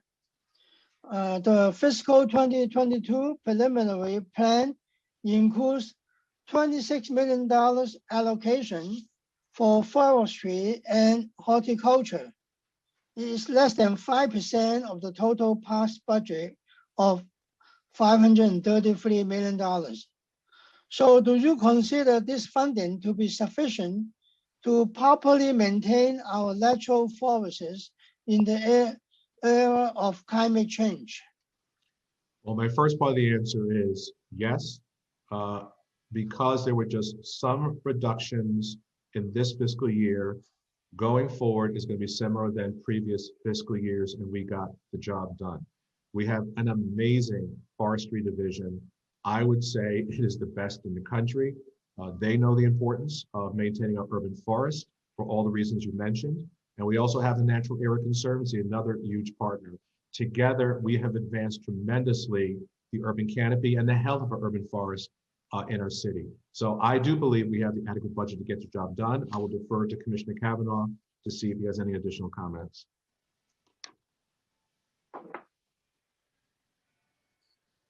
Thank you, Commissioner Silver. And yes, as you note, the FY22 preliminary budget includes the contract funding level that we had in prior years. It will allow us to resume our block pruning cycle, which is the cornerstone of our maintenance program, and also to resume at a higher level the stump removal program. There is an enormous amount of value in our urban forest, and there is an unending list of things that we could do there, but with the preliminary funding that's included in the budget, we will be able to resume the level of service that we had provided in prior years. Thank you. Commissioner, my next question is concerning the concessions. The actual revenue generated by the concessions in fiscal 2020 was $38 million. So what is the anticipated total revenue generated by concession in fiscal 2021?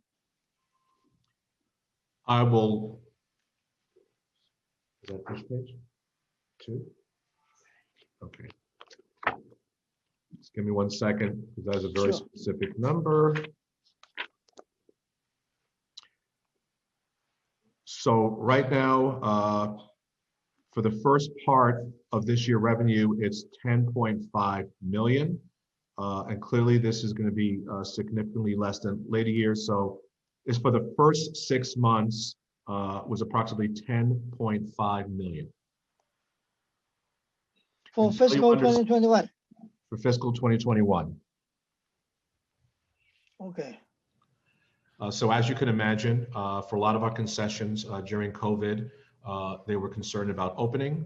We worked with those that had food operations to give them guidance about how they can open, but there were others who just felt it was not beneficial to do so. If there were some other tennis facilities with bubbles, they were not able to open. So we could all imagine last year was not a good year, but our revenue division worked very closely with each concession. Those that could open, we let them know how to open, but this includes tennis, golf course, as well as our food and eating establishments. It was a challenging year.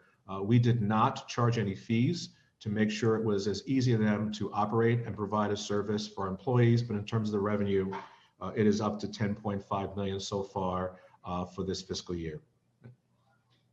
So have any concession agreements been reworked or amended in response to COVID? They're not being amended. In terms of COVID, no. There have none that have been quote unquote revoked due to COVID. About amended? No. Nor amended. Our staff, we understand what was happening to COVID under the circumstances. We've worked with our concessions. Although they pay us fees and revenue from what they generate, we also knew they were in the midst of a pandemic. And so we worked with them to make sure that they could continue. And there were a number of different things that we were able to do with them, but we did not amend their agreements. There was latitude within our existing agreements to work with our concessions. So is there any flat fee or a minimum that the concessions must pay regardless of whether they are operating or not? Let me respond to this way. No rent has been charged for any of our concessions that have been closed due to the pandemic. I don't know all the contracts to know what they were obligated to pay. Certainly, if they did make some revenue, I don't think there's someone from our revenue division here to respond to that question. We could certainly get back to you on that one, but I'd have to say we really work closely with our concessions to make sure that they were not victims of the pandemic. Because again, they provide a very useful amenity to our park users.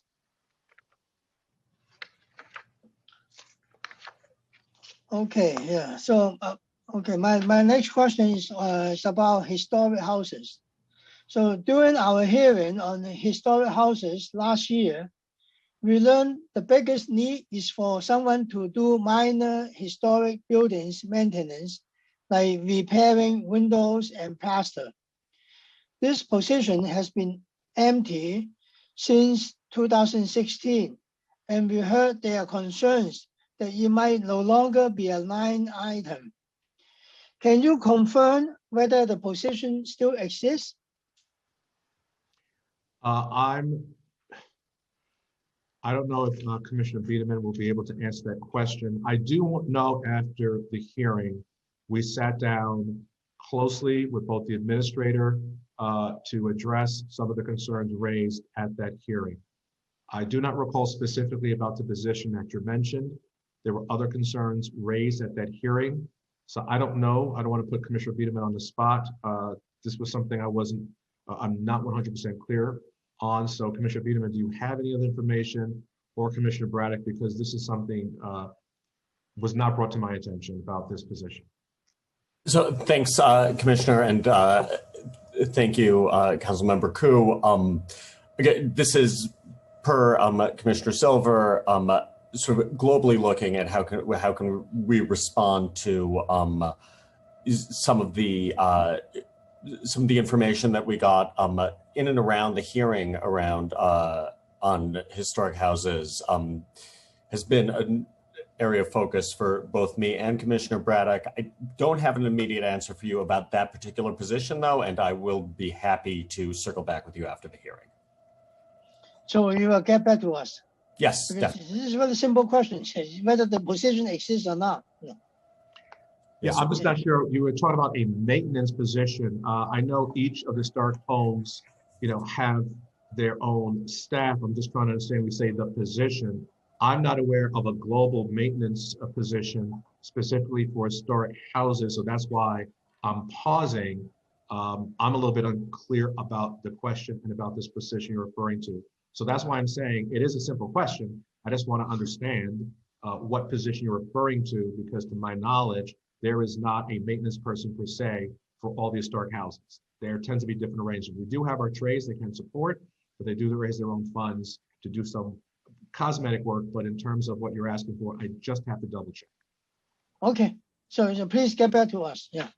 So many of the historic houses have had to pivot due to the pandemic, but have had trouble with their internet and outdated technology. Some have received capital funding for technology upgrades. If historic houses is given capital funding for technology upgrades, is Parks able to take it on their project? That is all. It's a good question. Not all technology request is capital. It could be expense. I'd have to find out what type of technology they're talking about, whether it could be bundled as a capital project or it could be expense funding. So that's something too I'm going to have to get back to you on, because I was not aware that there were some technology issues with the historic houses. So that is something that if it's expense, we can easily address. So that is something else that we promise to get back to you with a response. Okay, yeah, please get back to us and we will communicate with you. Yeah.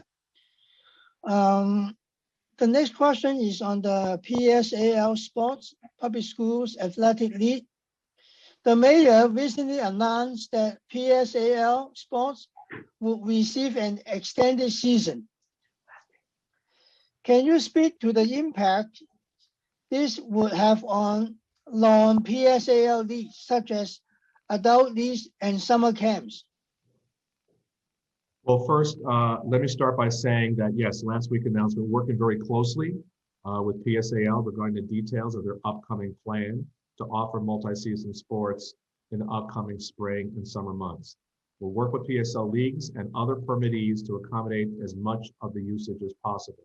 As I've also stated that our seasonal plan was, we're allowed to start hiring for our seasonal employees. And so that will help us prepare the fields for PSAL. But the answer is we are now working with PSAL for that one. And we're also working on our capacity for both summer camps as well.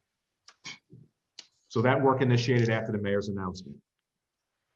Okay, so have you thought of about ways to extending playing time to accommodate more leagues? We will look to see what the permitting situation looks like and what the demand is. Clearly, we always focus on youth first and then adults second. So we'll see what the capacity is. We'll see what the demand is, and then we'll make determinations. But since the mayor's announcement, we are very quickly trying to make sure how we could accommodate all those who want to have permits this summer and spring. Okay, before I go to the next one of questions, Mr. Statori, do we have any more council members who want to ask questions? Yes, Councilmember Salamanca would be next for questions. Okay. Time begins. Thank you. Thank you, Chair. Commissioner, I want to go back on my questions regarding capital dollars. In fiscal year 2019, I allocated funding for an emergency command station for Crotona Park. There was a back and forth with your agency. And then in December of 2019, I was informed by the assistant commissioner, I have it documented, that told me that DCAS has given the approval to purchase this vehicle. Now, if DCAS gave the approval to purchase it, that means that OMB gave them the approval. Therefore, this vehicle should have been purchased. Can you please, I don't know if there's someone there from the Capital Division, can they explain to me why this vehicle has not been purchased if DCAS gave the green light pre-COVID? I don't know if Commissioner Braddock can, I don't know if Commissioner Stark, I don't know the answer to your question. I will get you the answer of someone on this call because we're limited to the number of commissioners that can speak. Commissioner You Braddock, have a commissioner that's in charge of capital. capital, but in terms of fleet, fleet is a different commission. Okay, all right. My other question is in regards to gardens. I have quite a few gardens. I think I have a little over 24 gardens in my council district, and we allocate funding to the gardens. And something that I found interesting in some of these gardens that I know that are highly used, they order porta potties. And I've allocated funding for these porta potties. Well, I was under the impression that I was allocating funding for these porta potties, but it's my understanding that the individuals in charge of the gardens were being charged for the porta potties. And I wanted to know if you can possibly explain why are individuals who are taking care of the gardens being charged by the Parks Department for porta potties. Okay, I'm going to ask Matt Jury to respond to that question. All right. That's the Green Thumb who's requiring them to pay for porta potties. Yeah, hi. Thank you, council member. I think you're referring to a discretionary allocation award made. And my recollection was that, and I'm happy to double back and check the exact award, because I'm not familiar if it was this fiscal year or previous fiscal year. I know you've made similar allocations like that in the past. And the way it generally works is that your allocation goes to a third-party organization, nonprofit that, has activity within the parks, and then, sometimes makes purchases, rentals, if you will. But I don't believe there should be any personal obligation of the actual garden members themselves. I think the rental should be administered either through the agency, that's one way to do it, or through a third-party organization, through the council's discretionary award system. Well, I highly recommend that you look into this through Green Thumb, because I know for a fact, and I found this out recently, and I was really taken back by it, that Green Thumb was charging the individuals who were registered as being in charge of gardens for paying out of pocket for these porta potties. And that shouldn't be happening. Just a quick clarification, because of the way the council's award process works, if the organization was offered an award, that award does need to be front-loaded, if you will. It's a reimbursement-based system, but that shouldn't. It may be that the organization that received the award has to front those expenses. That's quite common with.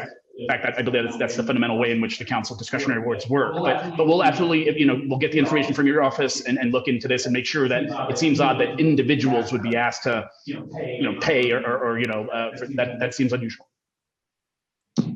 All right. Well, I look forward to hearing from you as soon as next week, now that the good weather's upon us and, garden work has begun.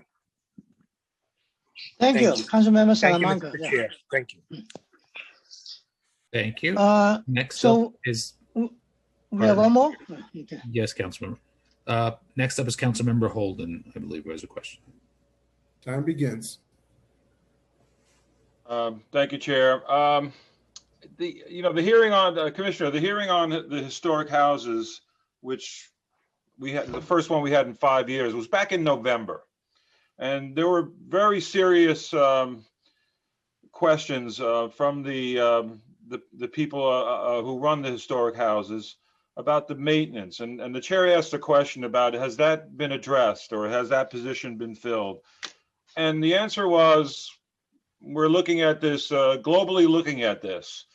That's unacceptable to me, that 4 months have gone by and these historic houses are many times putting off vital maintenance that can hurt the structure of the house and the operation of the house, and actually cost more money in the long run. That has not been addressed in 4 months since our hearing. It's like, what are we wasting our time on here on hearings if things are not going to be addressed? And to come up with we're globally looking at this is just bureaucratic mumbo jumbo, and I'm sick of it. I'm sick of going, for months, 4 months, when we get nothing done. That answer should have been forthcoming. It should have been, here's what we're doing. And the fact that it's not happening is scary. It's scary. And we're going to have another hearing, Chair, if they can't answer your simple questions about a position. So I'm outraged. I'm also, I want to just piggyback on what Councilmember Salamanca said about the capital budget, because it goes into this vast void in parks. And I am seriously considering not funding any more capital projects in parks. I know you've done some great things, Commissioner, but still we're into, everything keeps going up and up. It doubles and triples in price.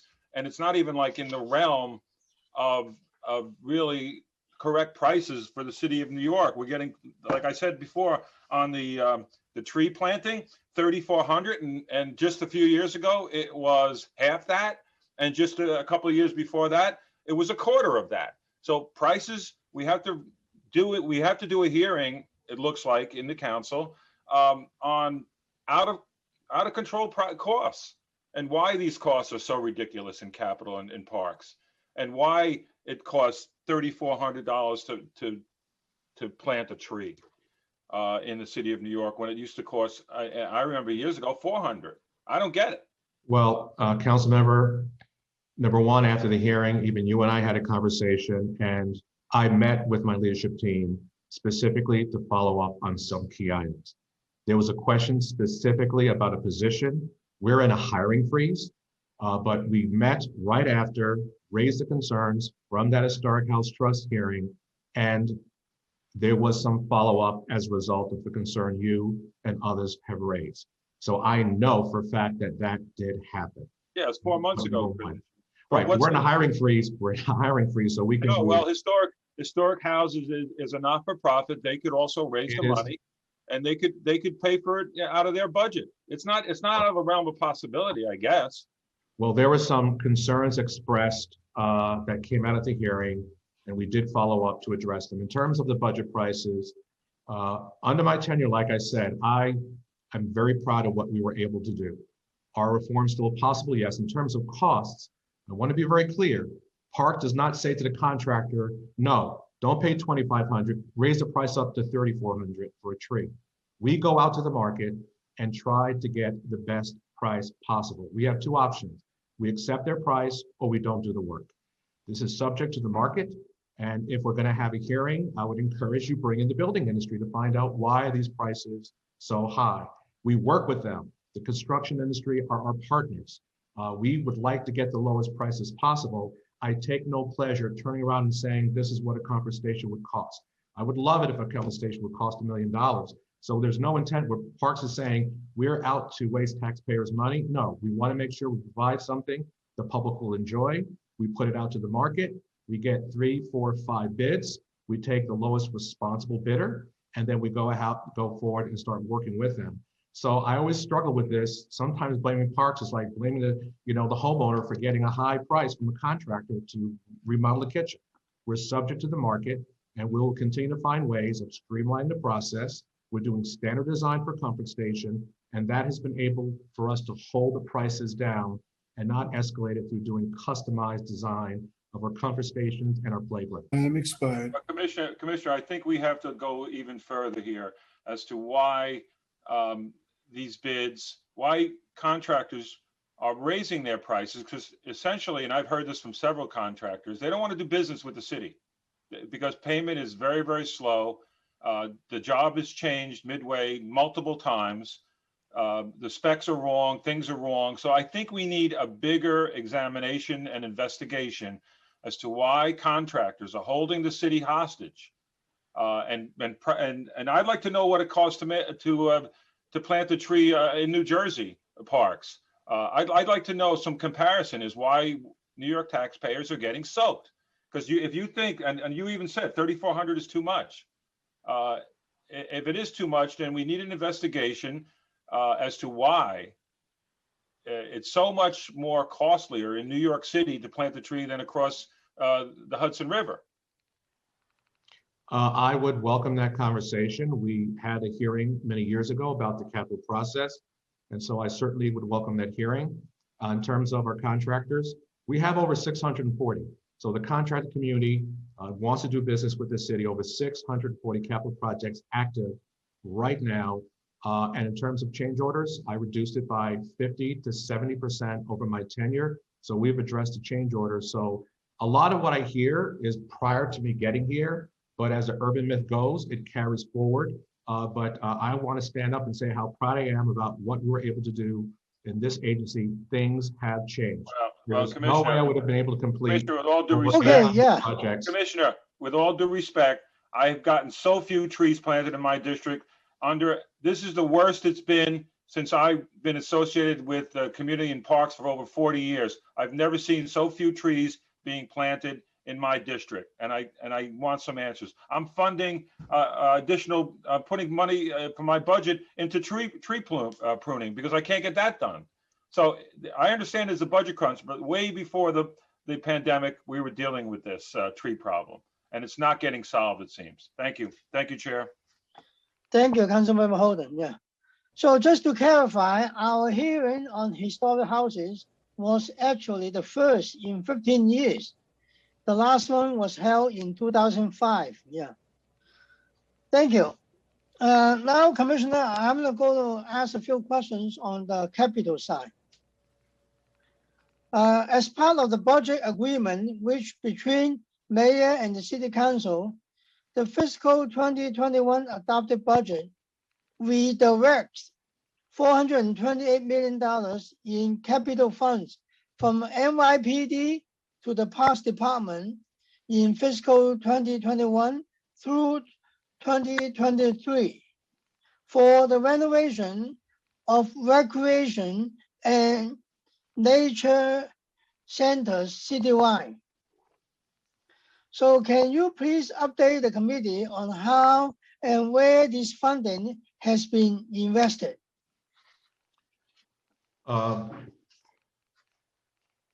Deputy Commissioner Nelson, I don't know if you have an update on that. Hi. So several projects are moving forward with that funding. Shirley Chisholm Rec Center in Brooklyn is one of them.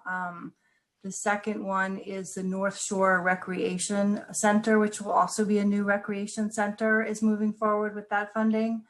And Roy Wilkins was allocated $92 million out of that funding. The rest of the funding, we're still in negotiation and discussion with OMB and City Hall as the best use of the funding. As you recall, the Mayor's State of the City in 2020 talked about adding additional recreation centers, but then COVID hit. And so, you know, I think we need to adjust to the new realities in terms of our fiscal situation. So that's been on pause.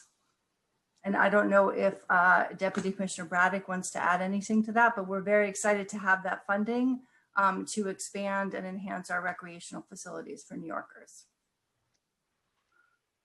So in addition to the $428 million redirected from NYPD, the mayor added $65 million in fiscal 2021 for other parks-related projects, including Van Cortlandt House Museum renovation, Keith Williams Park, Riverside Park renovation, Marine Park Oval, and citywide community gardens. So what is the status of this funding? And has any of the projects commenced construction?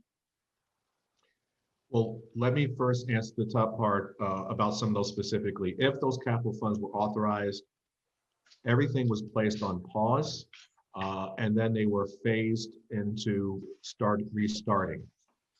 So all of those most likely were paused or may have started design. I will defer to Commissioner Braddock to see if she has any update, but typically it's about 10 months for design, 10 months for procurement, and then it goes on to construction. So if those projects did move forward, it was very likely paused and is just going to be unpaused by the end of this month. Commissioner Braddock? Yes, thank you, Commissioner and Councilmember Koo, for your question. The Commissioner is correct that those projects, based on when the funding came in, were actually then placed on paused a year ago. I know I can tell you at least one, which was Marine Park. That one was started in design. We're very fortunate that we have a robust in-house design program. And so for projects that could be started with those current designers already on staff, that they were able to continue. I am not sure off the top of my head of the others, but I'm happy to get back to you with that information. Okay, yeah, please get back to us. Yeah. Thank you. So how much has been used or allocated of the $428 million? Assuming that we get the full amount, how much is still unallocated? I want to be clear by your question. When it comes to Shirley Chisholm, that is a design build. So the project's moving forward. The first phase is design, then procurement, and then construction. On average, it takes about 2 years or so or plus before you get to construction. So if the money is allocated, you start spending it. If there are design services, for those design services, until you get to construction. So the projects are now proceeding, but in the case of Shirley Chisholm, that's DDC because that one was a design build. So while the funds are within Parks, our partner agency is the one that is proceeding, and we're taking advantage of the new design build that was authorized about 2 years ago. Okay, yeah. So the fiscal 2021 adopted budget includes $138 million in city capital funding for 104 discretionary projects within the Parks Department citywide. What percent of the fiscal 2021 council funded projects are in design, bid, or construction? I'm not sure, Councilmember, where the 138 million number comes from, but I can tell you on average, usually we have about 50 projects. It's typically a third in design, a third in procurement, and a third in construction. That's the rule of thumb we generally use. So if you look at our entire capital budget, that's where most of those projects land. A lot of the construction projects are moving forward. And again, I want to reiterate that we have close to a 80 to 9% completion on time. And in fact, we're getting more and more projects completed early before COVID, and in some cases even during COVID. Right now, we're having challenges with the procurement process because so many have been paused, and we're strategically figuring out how do we start moving them forward. But again, let me reiterate, it's about a third in design, a third procurement, and a third in construction. So how much funding is allocated for Shirley Chisholm and the other parks? I'll defer to Commissioner Nelson. I don't know the number off the top of my head. I don't want to get it wrong, but Commissioner Nelson. So we're still working with DDC to come up with the final number. This was a project that started out at a different site at $60 million. It's moved to a new site at Nostrand Playground. And at the request of the local elected officials, we're also adding an indoor pool.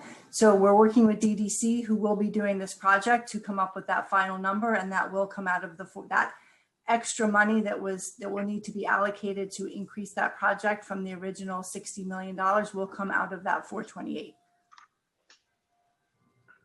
But it will be significantly more than the 60. So.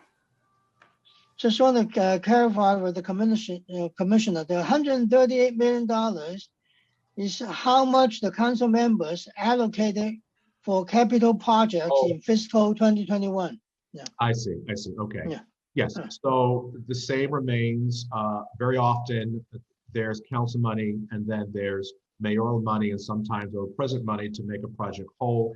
There are so many across our entire portfolio that would be different to answer, but the same answer applies. It's about a third in procurement, a third in construction, and a third in design. So that number still holds. As I said before, I know there's a lot. I'll be very clear. There was a concern in the past about the delay in capital projects. I will proudly say it. I'll say it again and again because I have the numbers to prove it. That is no longer the case. We inherited 130 stall projects. 101 of them are now completed. Our track record right now is outstanding. We reduced the process, completed over 800 projects. And so I'll be here another 3 months or so. We're committed to keep moving those projects forward now that it's unpaused. Those are in constructions. The construction industry is delighted. Our MWBEs are delighted. And so the public will start seeing more of those projects opening up this spring, this summer, and moving forward. Yeah, thank you. So because I heard so many council members, they are frustrated and upset about their projects not moving forward, like Salamanca and other ones, right? Right. So please, we will follow up with Salamanca, but they have to also understand we had a pause. Back in March, everything stopped, construction, procurement, design. And so our team worked with OMB to start releasing those that were life safety type projects first. They were rolling permissions to start unpausing projects. And now all of the projects will be on pause. That's close to 400 will be on pause and to start. So we feel the same pain. We just were at a standstill because of the budget crisis. Thank you. So the mayor recently announced commitment of $17 billion in capital spending. How much of that money is going to the parks? There is about the East River Esplanade and 107th Street here, which is something we've been advocating for a very long time, as long as I've been here, has been authorized as part of that package. I'm trying to get you the exact number, $284 million to do the critical repairs to the East River Esplanade, Phase 4 and Pier 107, which is in serious state of disrepair, and portions of that Esplanade are actually just closed. So it's $284 million for this capital budget.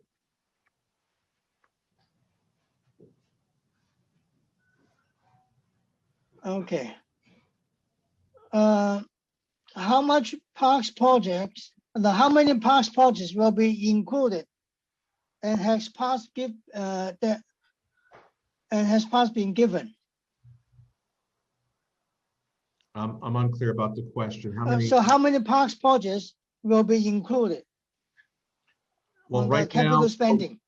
We have our 10-year capital plan, but in terms of this budget, for now, in terms of the preliminary budget, it's the East River Plan, Phase 4 and Pier 107 I just mentioned for $284 million. That is the recommendation at this point for the fiscal year 2022 capital budget for parks. Okay. So my last question is, so can you please give us the status of all city council funded projects in fiscal 2021? Yeah. We can. My borough commissioners meet with the council members on a regular basis to give an update. Certainly any council member that would like that update, we do it. So we have a tracking system. I'm not asking the council members to do this, but I'm letting the public know, those that are watching, they could always go to our capital tracker. It is a very transparent website that they can check the status of the project, but we always offer a council member an up-to-date project of where it stands. And so I'll offer that to you, and I offer that to all the council members should they want to know. So they have been given instructions or guidelines on how to restart, right? Yes. Yeah. We have been, yes. OMB gave us permission to unpause the rest of the projects that have been unpaused. OMB has given us permission during the pandemic. They unpaused tranches of projects. And now, as of the end of this month, they're unpausing all the remaining projects. So can you give us a full list of citywide where city council members funded projects right now? Yeah. Not at this moment. It'd be quite a Yeah, lot. no, I mean, We can- yeah, you we can communicate to us. Yes, the answer is we can get you that spreadsheet so you see all the council funded projects. Yes. Thank you, Commissioner. Yeah. I finished all my questions. If we have further questions, we will communicate with you in email. Yeah. All right. Thank you very much. Thank you. I want to also thank you for your service. You know, like other council members already said, you are a gentleman and you're a scholar. You know, we really like you a lot. You know, you're a very nice, really dedicated public servant. I wish we have more of you in our administration. Yeah. Thank you, Chairman Koo. And I just want to say, I know council members are tough. I didn't expect any different today, but I know you will care deeply about the park system, care about your constituents, and so I never take it personally. I just want to thank my staff and the park workers. My goodness, during COVID, I was moved and amazed by how committed and dedicated they are. I always want to create a culture of both caring and respect, which is why I believe I have such a great relationship with all of the unions, because we shared that with our employees. So I want to thank you, and I do know you have to move now to the next round of those that'll be testifying. So thank you, Chairman Koo. I look forward to working with you in the remaining few months. Yeah, thank you, you and your staff. No. wonderful service to the citizens of New York. Thank you, Mr. Chair. Statori, yeah. Yes, thank you, Before, Chair be- Koo. yeah, Go ahead, before sir. we go to public participations, can we take a break of like 5 minutes? Yeah. Yes, I think we can recess for 5 minutes. Yeah, please, yeah. Okay, very well. Please, after the 5 minutes, we will restart with testimony from members of the public. Thank you.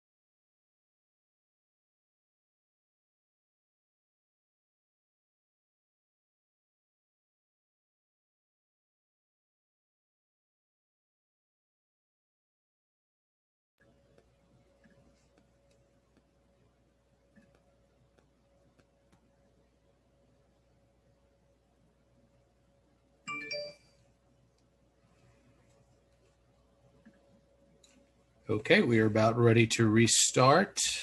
I will start calling up panelists from the public who have registered to testify. Before I do so, I'd just like to go over a few instructions. We'd like to remind everyone that unlike our typical council hearings, we'll be calling on individuals one by one to testify. As I stated earlier, each panelist will be given 2 minutes to speak. So please begin once the Sergeant at Arms has started the timer and given you the cue to begin. Council members who have questions for a particular panelist should use the raise hand function in Zoom, and I will call on you after the panelist has completed their testimony. For panelists, once your name is called, a member of our staff will unmute you, and the Sergeant at Arms will give you the go-ahead to begin upon setting the timer. So please wait for the Sergeant to announce that you may begin before delivering your testimony. At this point, I'd like to invite Adam Ganser to testify. He will be followed by Heather Lubov. Time begins. Can you hear me? We hear you. Yes. Great. My name is Adam Ganser, and I'm the Executive Director of New Yorkers for Parks. We are the founding member of the Play Fair Coalition, which includes over 300 organizations, many of whom will testify today. I want to thank Chair Koo and the committees for the opportunity to speak today. We are here to call on the mayor and the city council to play fair now and to restore parks funding. The preliminary budget does not fully fund the positions that were lost. We don't need half measures or percentages of the whole. Restoring $79.8 million, as outlined in our submitted testimony, is critical to make sure our city's parks are safe, clean, and accessible for all New Yorkers. During the last 12 months, our parks have supported our physical and mental health. They have been the only place we can visit with friends and family outside of our home, and where our children can find unfettered joy and hope. Yet we have been forced to do this in parks that have felt unsafe, unmaintained, and strewed with trash. This didn't need to happen. Mayor de Blasio dealt the Parks Department a crushing blow in 2020, cutting the parks budget by 14%. That was $84 million, a rounding error in our city's budget, but crippling for our Parks Department. Parks should be drivers of equity. Unfortunately, these cuts have had the most severe impacts on those very communities that have been hardest hit by the pandemic. The budget is a statement of our city's priorities. Our parks have been woefully underfunded for decades. COVID did not create this problem, but it has brought it to a boiling point. With spring just around the corner, let's make sure the city's budget reflects our commitment to equity and the urgency of our parks and open space needs. We look forward to working with the council to play fair now for our parks budget. Thank you very much. Thank you. Thank you. Councilmember Holden does have a question.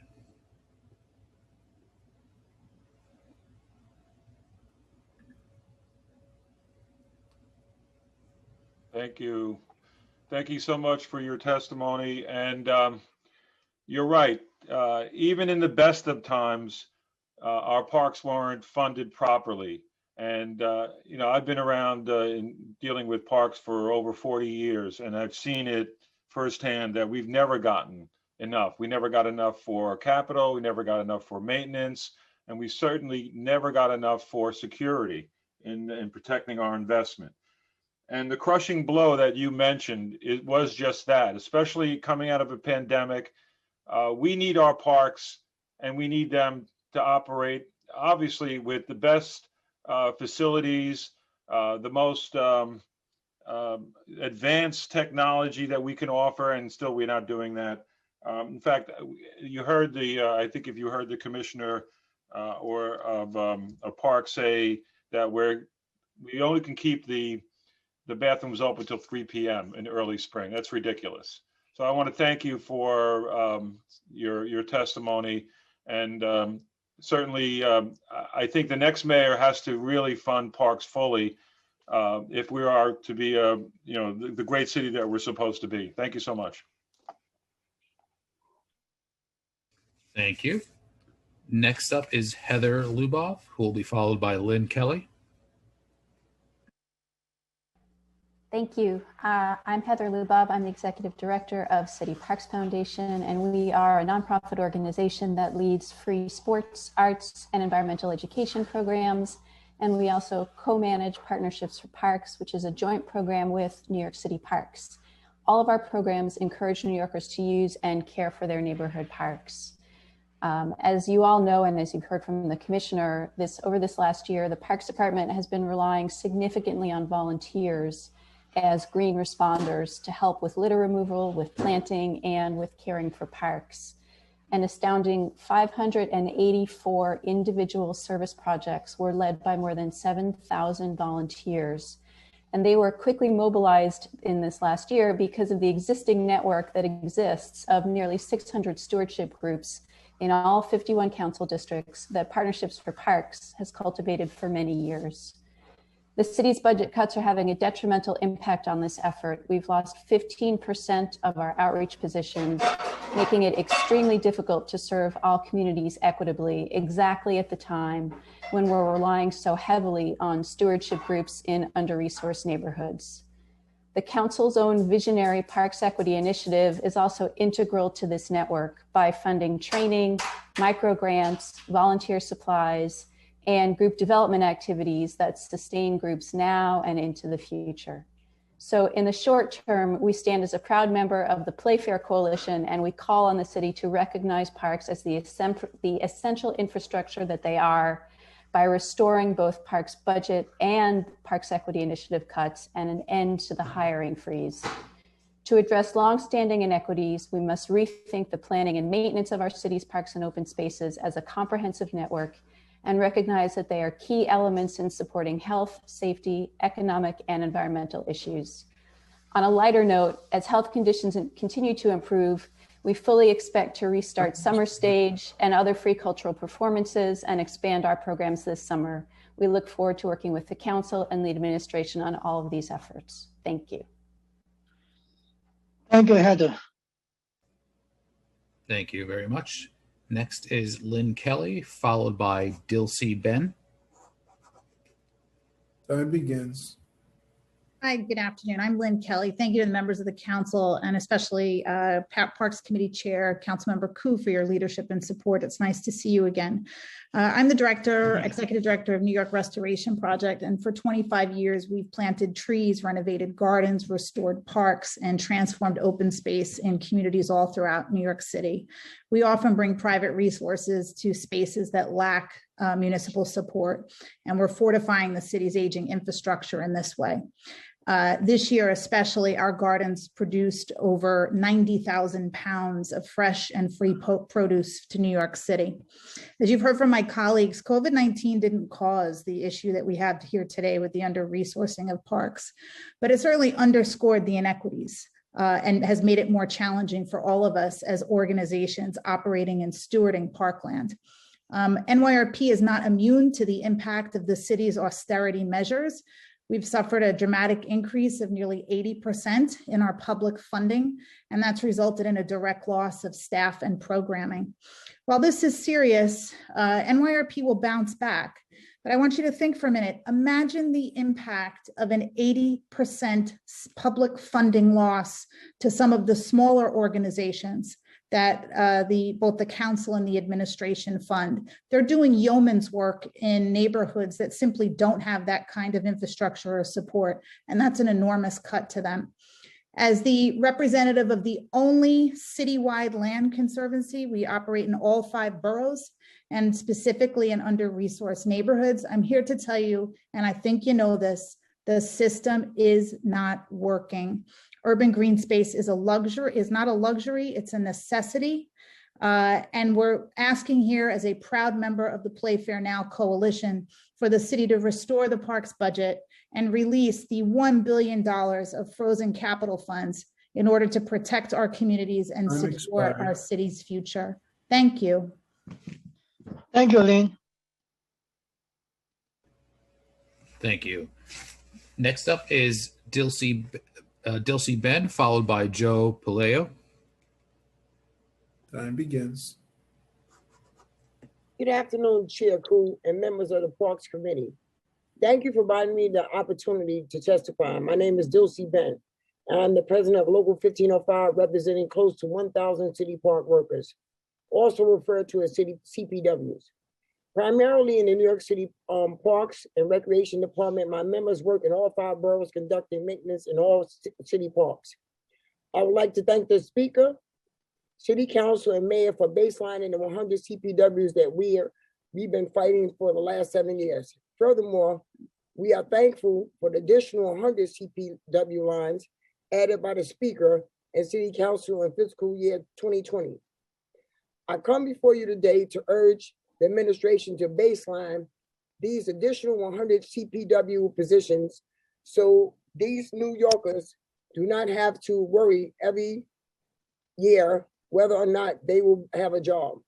I've heard from various groups how baseline the CPWs and adding more have improved the condition of many parks throughout the city. We have come so far and need to keep this trend going. Why go backwards? My members are out there in all 5 boroughs helping maintain our parks that are enjoyed by all New Yorkers and visitors. Furthermore, my members make $15.48 to start, and it's becoming increasingly difficult to live and raise a family in the city. The city must take a long, hard look at how it can take care of its workforce.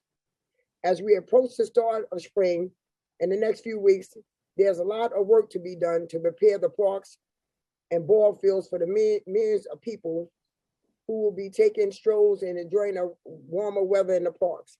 The beautification of parks is important to all New Yorkers, as well as the thousands of tourists who visit these areas. Once again, I would like to thank Speaker Johnson, the City Council, and Mayor for baselining my workers, but we need to continue to work and urge baselining of additional 100 CPWs in the fiscal year 2020. In closing, I would also like to wish Commissioner Silver well, and would like to thank David Stark for all the work that he's done for my members and the members of DC 37. Thank you for the opportunity to testify before you today, and I will be happy to take any questions if you have any. Thank you very much. Next is Joe Polio, followed by Marlena Giga. Time starts now. Good afternoon, City Council people. Good afternoon, Chair Koo and the rest of the City Council. I'd like to take a moment to wish Commissioner Silvers well in his future endeavors. Thank you for your service. It's been much appreciated. Thank you for bringing in your history of planning to the Parks Department. Okay, I'd like to begin by stating that this Parks budget is crucial. We need to not only restore, we need to expand what we've lost. Last year, for the first time since 1992, we had layoffs. We had 50 urban park rangers laid off at a time when they were needed the most during a pandemic. Now, what these urban park rangers did was had these pop-up programs near these park houses where they would teach kids about the park. They would teach them about ecology, history, and they also taught kids on how to use masks during COVID. They were rewarded with layoff notices. We would like to see them all restored. We would like to see I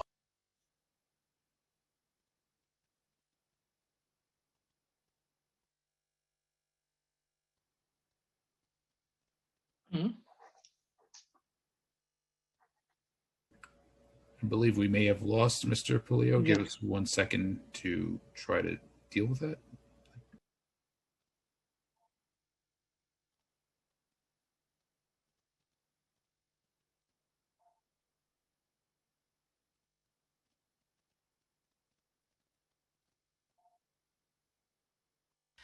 This is Chief Sergeant at Arms. It appears he has dropped out from the Zoom.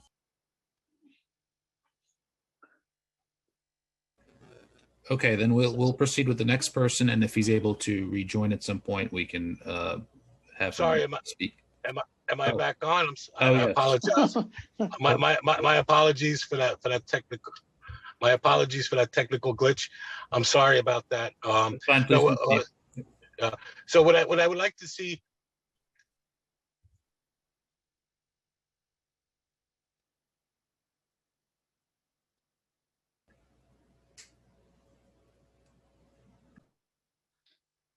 Well, can we proceed to the another person?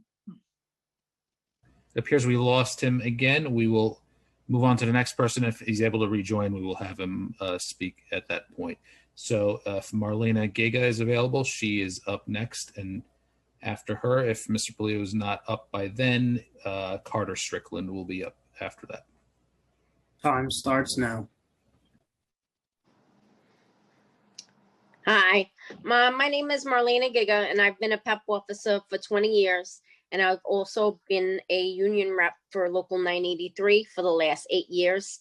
I've personally seen the devastation on many aspects that the budget cuts have done. The PEP officers and rangers have been cut to numbers where it's impossible for New Yorkers to feel safe in the parks. As we've heard from several council members, people are coming to the park to do drugs and to do illegal activity. And the Parks Department is responsible for the activity, the illegal activity within the parks. The NYPD, they are reactive, so they'll respond after a situation takes place. But our rangers and PEP officers are the ones that are actively patrolling. I want to make that clear to everybody on this call.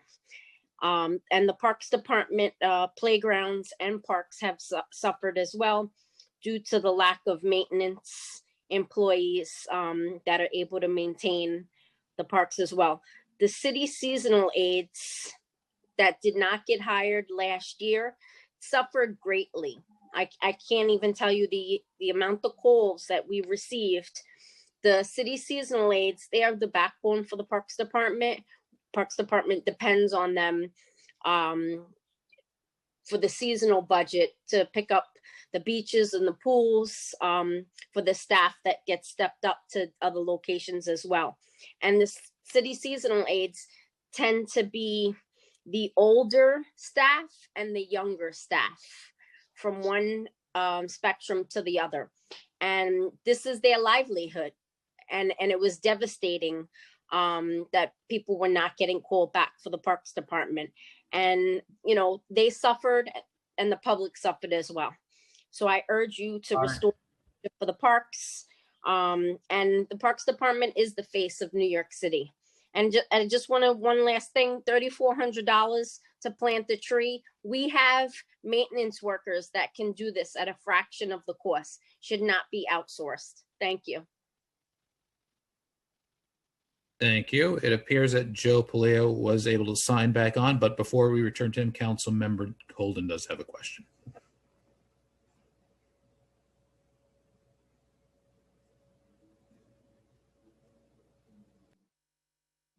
Great. Okay, I'm unmuted. Thank you, Marlena, for your testimony. And Joe, I know you're out there in the field. I hope you're not driving, but I think you're sitting in the car. Yeah, we can't hear him. But I just want to bring up the whole PEP and the Urban Park Rangers. How many, Marlena? How many PEP officers are we down? Because I always said if you quadruple the number, it still wouldn't be enough to deal with all the issues in parks right now. I mean, we're at the low 300s. That should be for one borough. Exactly. I mean, it's ludicrous. Yeah. You have people out on to leave if there's special events. Once the summertime comes, they get stepped up. They're deployed to the beaches and the pools. You may have 2 officers on patrol for the whole borough. It's disgraceful. Right, and especially now there seems to be some lawlessness or just individuals that have now descended on our parks for you name it.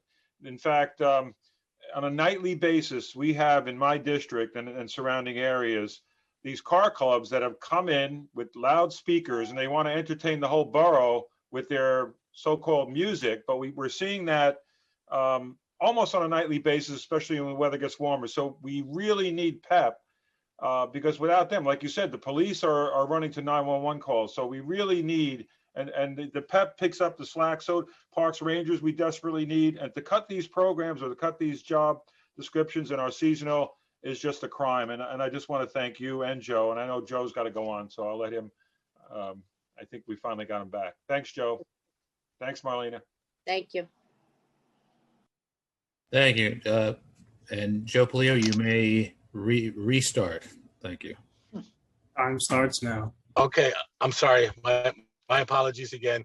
But thank you, Councilman Holden. You're absolutely right. We need more parks enforcement officers. We need more urban park rangers. We need more city seasonal aides. And again, we can in-house this work that you talked about with these trees. We have gardeners. We have associate park service workers. We have city park workers that can do the task at a fractional of the cost. Why are we relying and being held hostage by contractors? It makes no sense. I mean, these are long overdue projects. We can do a lot of stuff out there that contractors are doing at overinflated prices. So again, last time we met at City Council, we were talking about expansions. Everything looked great. Unfortunately, COVID hit, and when people needed parks the most, we had the least to offer, and it made conditions almost unbearable. We applaud all those people that volunteered their time to come out and clean the parks, but that is not the solution to this problem. The solution is hire more park workers to do the job, especially now. Not everybody has the luxury of going out to the Hamptons to escape what's happening in the city. Most of us have to rely on our parks, and we need them the most. And that's the only place that our children and our seniors are going to have, for green space. Thank you all. I appreciate all of you for giving me this time, and I hope we do the right thing this year. Thank you. Thank you, Joe. Thank you very much. Next is Carter Strickland, who will be followed by Christina Taylor. Your time starts now. Okay, thank you. Thank you, Chairperson Koo and members of the committee. My name is Carter Strickland. I am the New York State Director of the Trust for Public Land. We're a national nonprofit that creates parks and protects land for people. I want to thank the Parks Department for getting through a really difficult year, and thank Commissioner Silver in particular for his service for the people of New York. Since the beginning of the pandemic, parks and open spaces have been critical gathering spaces for New Yorkers. And I will say, in response to a recent Nicholas Kristof article, it's one of the few departments that's committed to providing any bathrooms for New Yorkers.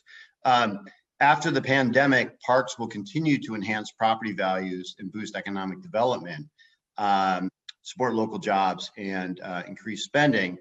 I'm pleased to say that the Trust for Public Land, thanks to generosity of private funders and the New York Green Relief and Recovery Fund, is launching a study of the annual economic benefits of parks in New York City. We hope to have that ready by the next budget season for this council's consideration. Unfortunately, the FY22 preliminary budget indicates that parks are even lower priority than last year. I note that it's 0.57% of the overall city budget compared to last year's 0.59%. It doesn't go far enough to restore last year's cuts. We're a proud member of the Playfair Now Coalition and urge the council to restore $80 million in the expense budget. I'll be submitting some longer testimony on capital budget, but I do want to say on the council now could expand park access by restoring custodial funding for community playgrounds. That has not kept pace with the funding that council members have spent on our partnership to create open community playgrounds at schools.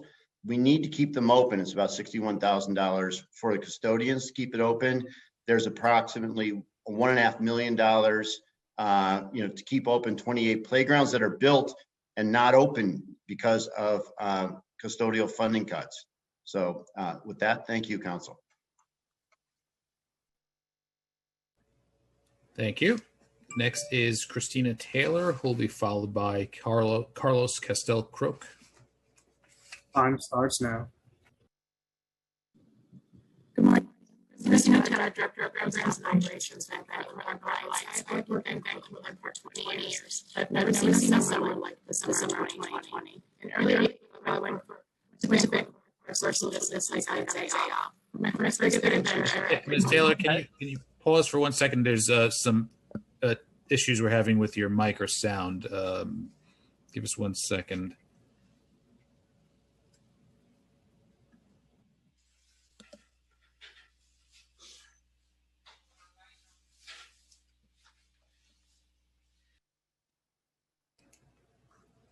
Can you restart now?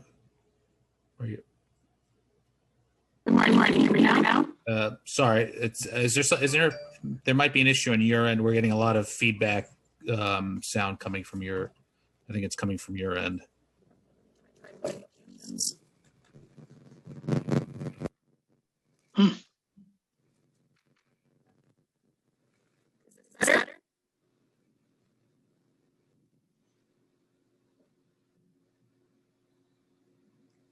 There's still some distortions coming on.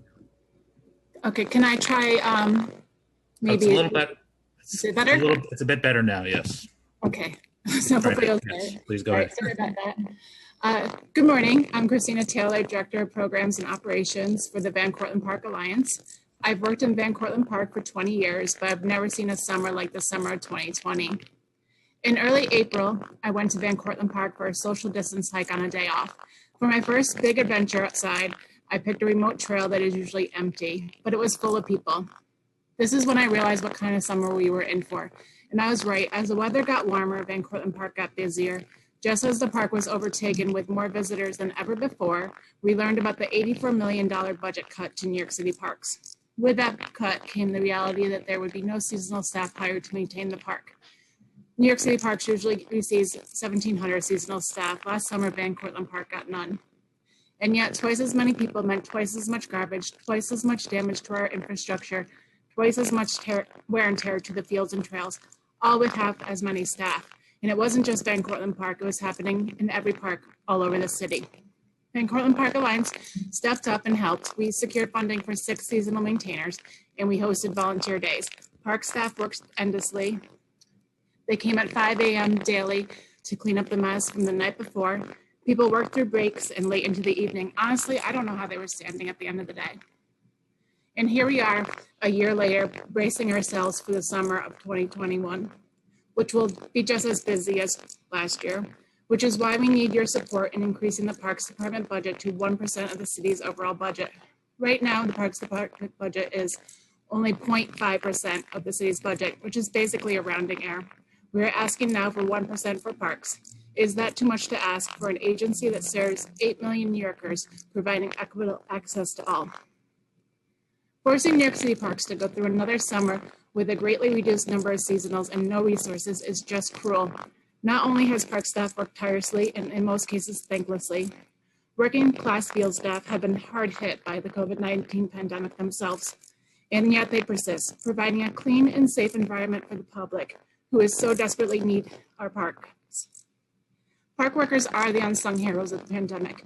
By increasing the park's budget to 1% of the city's budget, you have the opportunity to thank them for their hard work and to provide cleaner, safer, and more welcoming green spaces for a city that desperately needs it. Thank you. Thank you. Thank you. I believe Councilmember Holden did have a question either for you, Christina, or a prior witness. Yes, thank you. My question was or a statement, and maybe both, to Carter Strickland from the Trust for Public Land. I want to thank him for bringing up the schoolyards to playground program, which is stalled because of the lack of custodial funding, which is a very minor part of this. We've invested so much in capital, and yet to break the promise that we could provide more playgrounds for our kids and everyone, seniors, everyone, but certainly our children, coming off of being obviously quarantined for almost a year now, is criminal that we're not even releasing that or funding the custodial area of this, the component. So I want to thank you for bringing it up, even though that the administration tried to say that they're they're going to fix it. They haven't fixed it yet. And it's, and Carter, it's not that much money, right? We're not talking about a great deal of money to fund the custodial part of it. Can you unmute Carter Strickland? Thanks. Okay. I'm unmuted now. No, you know, there's 28 sites in the pipeline, Councilmember Holden. It's about $1.5 million to open up 28 new community playgrounds, you know, serving tens of thousands of people. Right. So it's really that part of it. You're not talking about much money, you know, relative to the whole city budget. And we can open up so many parks, additional parkland for everyone. So that this needs to be a priority of this administration. And hopefully we, as council members, can make this, you know, a huge part of the negotiations in the budget. Thank you. Thank you, Carter. Thanks for all the great work you guys do. Thanks so much. Thank you, Chair. Thank you. Yeah, I have to concur with Councilmember Holden about the problem of custodian. Now, we have received many complaints in our school, School 189. We have a nice playground built by Carter, but they cannot use it due to custodian problems. So we want to ask City Council, we show solidarity to tell DOE to open up those playgrounds. Yeah.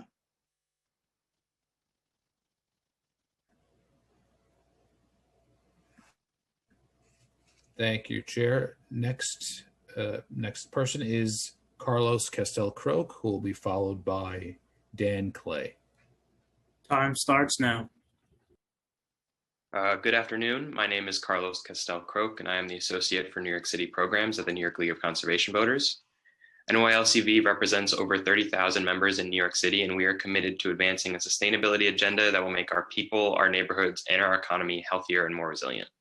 I'd like to thank Chair Koo and all the council members on the committee for the opportunity to testify today.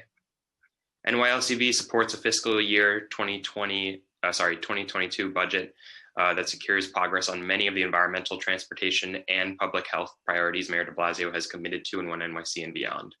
Our city is on the precipice of the road to recovery from the COVID-19 pandemic, and it is incumbent upon our elected leaders to invest our tax dollars in climate action and solutions as we rebound from this crisis and not lose ground, especially with the influx of relief funds that will flow from the American Rescue Act package. New York City's Department of Parks and Recreation plays a critical role in this fight. Parks and green spaces are one of the city's most valuable environmental assets and are a major source of the city's urban canopy, which mitigates climate change, provides clean air and habitats for native wildlife, and contributes to the well-being of our residents and economy. Preserving these spaces is a top priority for NYLCV. The 2.6 million street and park trees that the Parks Department is responsible for remove 1,300 tons of pollutants from the atmosphere and store 1 million tons of carbon each year. Trees are vital for mitigating urban heat island effect and can lower temperatures by up to 9 degrees, cutting air conditioner use by 30% and reducing heat energy use by a further 20 to 50%. This is why NYLCV is proud to join with the New Yorkers for Parks and DC 37 again as founding members of the Play Fair for Parks campaigns. Parks not only provide critical infrastructure that have multiple environmental benefits, but they also offer a place for New Yorkers to safely social distance, exercise, and get much needed fresh air. But over the past year, through the hardships of the pandemic, we have seen the cleanliness and safety of our parks drop significantly due to unfair budgetary cuts to staffing and programs. With the summer months coming, parks are poised to see a sharp uptick in usership after having been neglected for months. That's why in the third year of our campaign, we're asking for the $78.9 million in the fiscal 2020 parks budget, which I will outline all of our specific asks in the testimony that I submit. Thank you for the opportunity to testify today. Thank you. Chris, is Mr. Carter still on? I forgot to ask him a question. I believe he might have signed off, council member. He doesn't appear to be listed any longer. Okay, so yeah. Okay, we'll call the next person, who is Dan Clay, who will be followed by Joanna Altman Smith. Time starts now. Hi there, everybody. Yeah, Dan Clay is my name. I'm a gardener for Parks, the one gardener in Prospect Park in Brooklyn, and president of the Gardeners Local 1507 of DC37. And first, let me just say thanks to everybody here, everybody for your concern and your support, everybody from the City Council and Parks and Rec and DC37 especially. And I just want, the two things I wanted to say is, first of all, hopefully everybody is appreciating nature and understanding that this major blow we've been dealt this year from nature. I'm talking about the virus, and the fact that nature is like one of the best things to help make things a little better. You know, the parks and people's, you know, people having the parks to visit while they're suffering and everything. And I hope also that everybody's on board with getting things back to normal, and I want everybody to know that we just want to, all of us gardeners and everybody, all the boots on the ground in the parks, we want to get back to doing some good work, and hopefully things are better soon. So thanks for hosting this event, and thanks again for all your support. Thank you. Thank you. Next is Joanna Altman Smith, followed by Emily Maxwell. Time starts now. Good afternoon. My name is Joanna Altman Smith. I am testifying today as a professional citizen, but I'm a member of many of the organizations that are on the Play Fair Coalition. I serve on Community Board 6 in Brooklyn as well, on the Parks Committee and others. And I also sit on Prospect Parks Community Committee. This year, more than ever, New Yorkers loved our New York City parks to death. This might sound like hyperbole, but despite the valiant efforts of parks employees and dedicated volunteers, our parks have suffered damage due to maintenance and operational limitations from which it will take years and major reinvestments to recover. This simply is not a fiscally sound approach to budgeting, and that's what we're here to discuss today. I'd like to share a couple of examples from Prospect Park, which is my local park. At the same time, we celebrated major capital projects like the new entrances on Flatbush and the restoration of Endale Arch. It's gorgeous. Another popular entrance to the park at Garfield Place and Prospect Park West has been severely neglected. The rustic pathways that comprise this entrance are often impassable due to lack of snow removal and muddy conditions for much of the year. People eager to access the Long Meadow and the Park Drive have compacted the soil and destroyed the landscape in a wide radius around the approved pathways. Any savings on maintenance has devastated the physical integrity of the entire area. Similarly, the decrease in PEP, we heard from other council members about some things that are happening in other parks. What it looks like in Prospect Park to not have enough enforcement is that dog owners let their pets off leash in our delicate and unique woodlands ecosystems, damaging wildlife and flora, fauna. Treasure hunters with metal detectors freely destroy the Long Meadow, and open campfires are built. I see my time's running out, so I just wanted to emphasize that we need to focus on restoring the expense budget back to a full $79.8 million, and that everything we invest in our open space, our urban canopy, our natural areas will be returned to us manyfold in savings for public health and environmental benefits. Thank you. Thanks. Thank you. Next is Emily Maxwell, followed by Anna Boatwright. Time starts now. Hi, I'm Emily Maxwell. I'm the director of the city's program for the Nature Conservancy in New York, and we have over 35,000 members and supporters here in New York City. I don't want to reiterate all of the incredible things my colleagues have said. I think it's clear that we're all here to ask City Council to help us play fair for parks, and the Nature Conservancy fully supports that. I want to enumerate a few slightly complementary things because I know we're all here with the same sort of mission. So one of the things I would like to emphasize is that New Yorkers don't have equitable access to our parks. And Even if people can access a park, they may not feel that the amenities or the cleanliness or their safety is the same. And some recent research by the New School and the Nature Conservancy and others really underscores this. And particularly in some of our communities, as in Queens and Brooklyn that were hardest hit by COVID, we see people feeling that inequitable access. So parks and our trees are a critical part of our COVID recovery.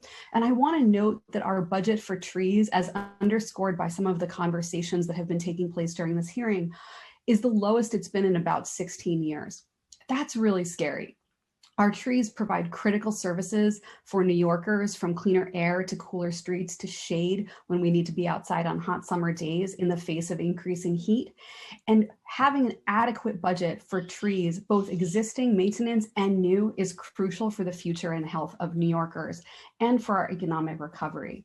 I'll also just highlight that nature-based jobs for New Yorkers are more important than ever. We need healthy, safe, well-paying jobs for folks to be maintaining our city and improving quality of life for others. And we also need to be providing support for those who steward, many of the nonprofits who steward our parks, that complement the work of the city itself.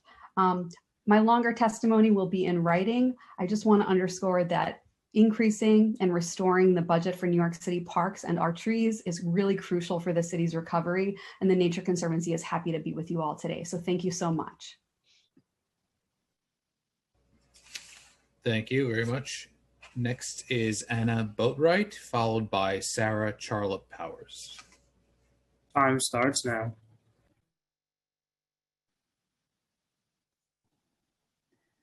Hello, thank you for your time this afternoon. My name is Anna Boatwright, and I am a board member at the Fort Greene Tennis Association, a nonprofit in Brooklyn. We have over 1,000 constituents, and we have raised over $100,000 over the past decade to help maintain the tennis courts at Fort Greene Park. I'm here today to talk about tennis in parks across the city and how the Parks Department budget plays a vital role in making the sport accessible to all New Yorkers. New York City Parks provides access to nearly 600 tennis courts across the city. Tennis is a COVID-safe sport and has seen a surge in participation. In Fort Greene, local residents line up at sunrise in hopes to reserve 1 hour of court time. From July through December last year, more than 7,500 hours of tennis were played on our 6 courts. Budget cuts meant that the tennis courts did not have a park staff attendant who is typically responsible for ensuring that the courts are utilized in a fair and equitable manner. Our volunteer association stepped in to help as much as possible, but the combination of increased demand and lack of park staff led to a reduction in equal access to tennis. Similar patterns were true at other park locations. According to Charles East, head of the Lincoln Terrace Tennis Association, Lincoln Terrace Park saw court usage until midnight on a regular basis. Mark McIntyre, executive director of the Riverside Clay Tennis Association in Manhattan, reports his facility was in constant use every court.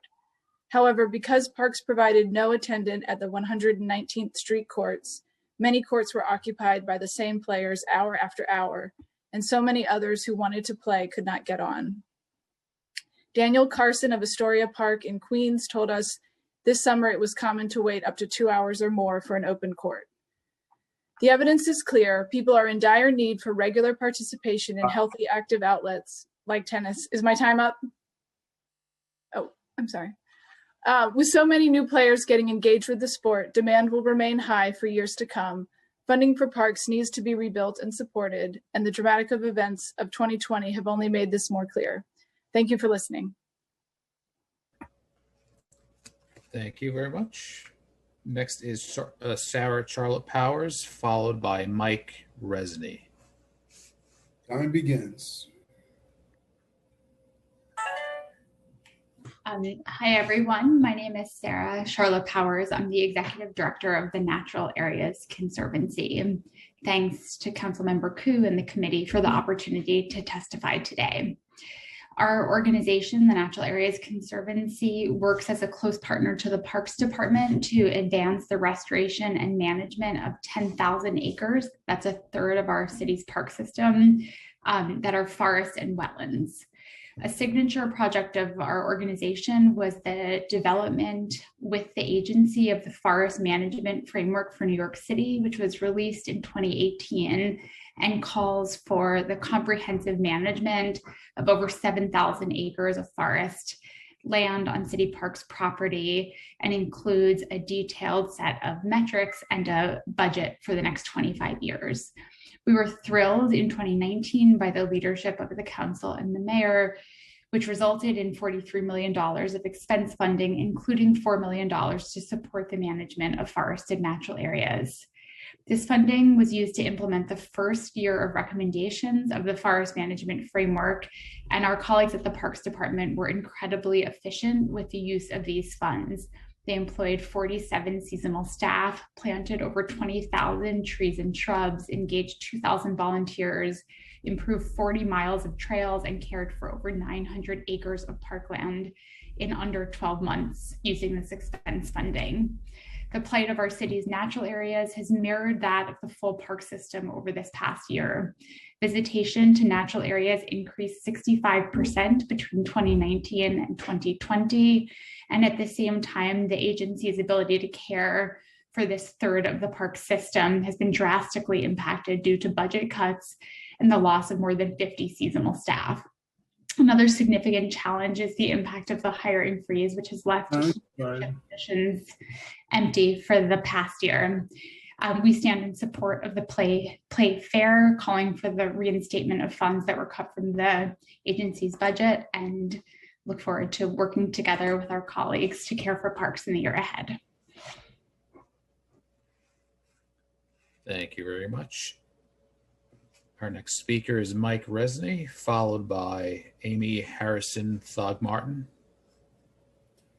Time begins. Hi, everyone. I'd like to thank the Parks Committee for the opportunity to speak today.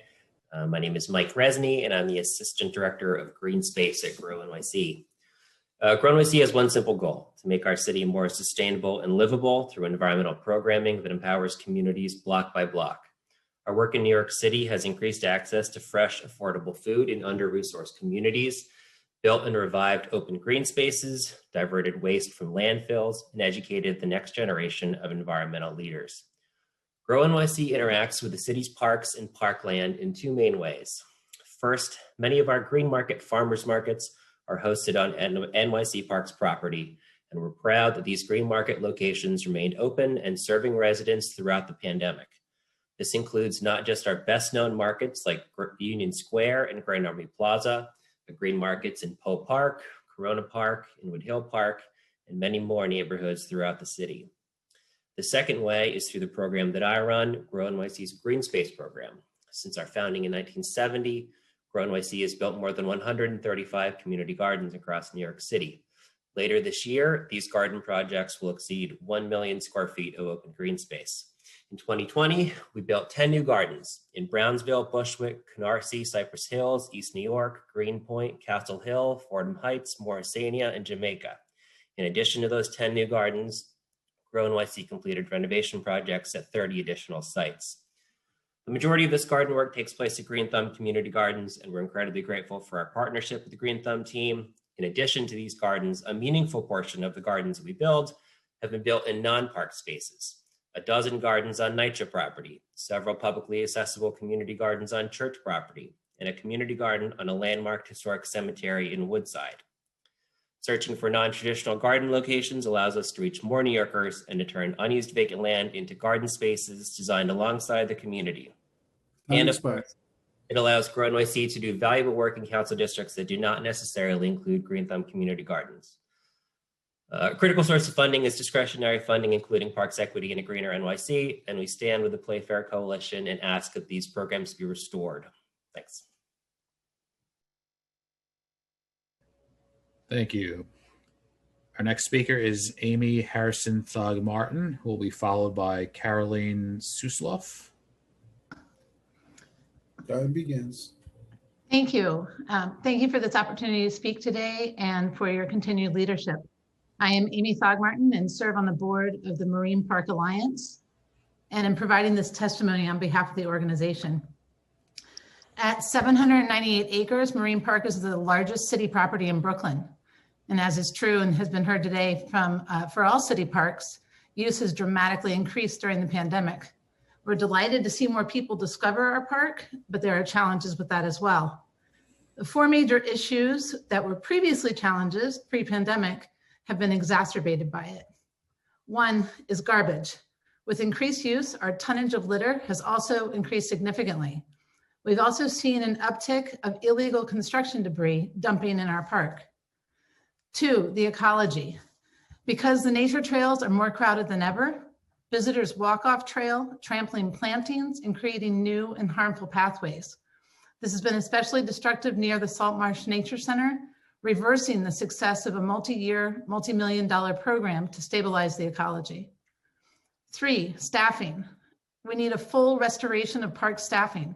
Marine Park has only 8 dedicated staff members, while significantly smaller Brooklyn parks have more staff to cover less acreage. Additionally, Marine Park lost its full-time supervisor without explanation and suffers for it. Volunteers and hiring teens for summer jobs are inadequate replacements for the full-time staff. 4, private support. Large volunteer groups and corporate funding have been cut due to the pandemic and other competing priorities. These sources of labor and funding were critical to the upkeep of Marine Park and are sorely missed. Numerous studies have shown that parks are essential to the mental and physical health of urban communities. We must restore the full Parks Department budget to support the healing power of parks throughout the city, now and in the future. Thank you for the opportunity. Thank you. Thank you. Our next speaker is Caroline Suslov, followed by Jennifer Wainwright. Time begins. Good morning. My name is Caroline Suslov, and I'm a legal fellow in the Environmental Justice Program at New York Lawyers for the Public Interest. NILPI works with communities across the New York City area, providing support and services to combat inequalities, injustices, and infringements on civil rights. Our environmental justice program has advocated and litigated on the subject of the inequities of the distribution of environmental burdens and benefits in our city for almost 3 decades. Thank you to Chair Koo, the committee members here today, and the council for providing opportunity to testify today. I am pleased to be here representing NILPI and our EJ program to support community members from the St. Albans neighborhood and Community Board 12 Queens in their efforts to secure funding for the Departments of Parks and Recreation to develop and maintain 2 parcels of land adjacent to Brinkerhoff Avenue as parks. The city has neglected these parcels for decades, despite repeated pleas from the community for them to be properly maintained. We share the community's vision of transforming this land from an eyesore filled with illegal dumping into vibrant green space. In order to bring this vision to life, NILPI has been working closely with community representatives from the Community Board 12 and the Alpha Streets Block Association, as well as the Trust for Public Lands. Funding this proposed park is an issue of environmental justice. St. Albans is and long has been a community of color and contends with a long and frustrating history of being underserved and overburdened by the city. For example, Community Board 12 has been the 3rd most overburdened community district in the city for decades in terms of how much garbage is processed in the district. Meanwhile, it is home to very few parks or playgrounds. St. Albans deserves equitable access to green space and the benefits and remedies that quality parks convey. Studies have demonstrated that access to high quality green space improves community health outcomes, and the community's need for additional parkland has only taken on greater urgency during the pandemic. The community is asking the committee for a minimal capital investment and minimal continued investment. The land in question is already home to grass and trees. We are simply asking for light landscaping, routine maintenance, and the removal of fencing surrounding one of the parcels. Thank you. DPR already cuts the grass, but only occasionally on an inconsistent basis as a courtesy. Including this work in their budget would ensure that DPR understands that regular maintenance is their obligation. NILPI is grateful for that New York City Parks Commissioner Silver, Queens Parks Commissioner Dockett, and Councilmember Danique Miller have all expressed support for this project in the past. And we ask that this committee follow their leadership and allocate funding for the project in the fiscal year 2022 budget. Thank you to all of you for having me here today. Thank you. Thank you. Next is Jennifer Wainwright, followed by Christine Dates Romero. Time begins. Good afternoon, Chair Koo and members of the committees. My name is Jennifer Wainwright, and I'm the Communication Manager for the Randall's Island Park Alliance, RIPA. I appreciate the opportunity to testify today. Due to COVID, like many of our sister conservancies, our operating budget took an enormous hit. We furloughed staff, cut budgets, and creatively restructured, all while the park saw record-breaking use, especially from neighboring communities in East Harlem and the South Bronx. Cuts to funding for parks have created additional challenges due to the increased usage in park land. This placed an added burden on RIPA's already reduced resources as we work to pick up the slack. There was also a stop on procurements for even basic OTPS needs. With increased usage and Parks Department cuts, RIPA seeks support to upgrade pathways which have seen more visitors than ever, along with general, programmatic support to keep the park active, clean, and safe. It is crucial that the New York City Council fight to restore funding for the Parks Department and continue to supplement this funding through expense funding such as the Parks Equity Initiative and in support of capital projects. COVID has shown us the critical need for our open spaces and public parks. New Yorkers have come increasingly to depend upon free, safe, clean outdoor spaces for recreation, relaxation, and exercise. With sufficient upkeep, public spaces can and should provide a safe space where all New Yorkers can take a break and come together, an essential resource serving our most basic well-being. New York City Parks Department funding should be not only restored, but in fact expanded. Thank you. Thank you. Thank you. Our next speaker is Christine DeTramero, followed by Ali Ryan. Time begins.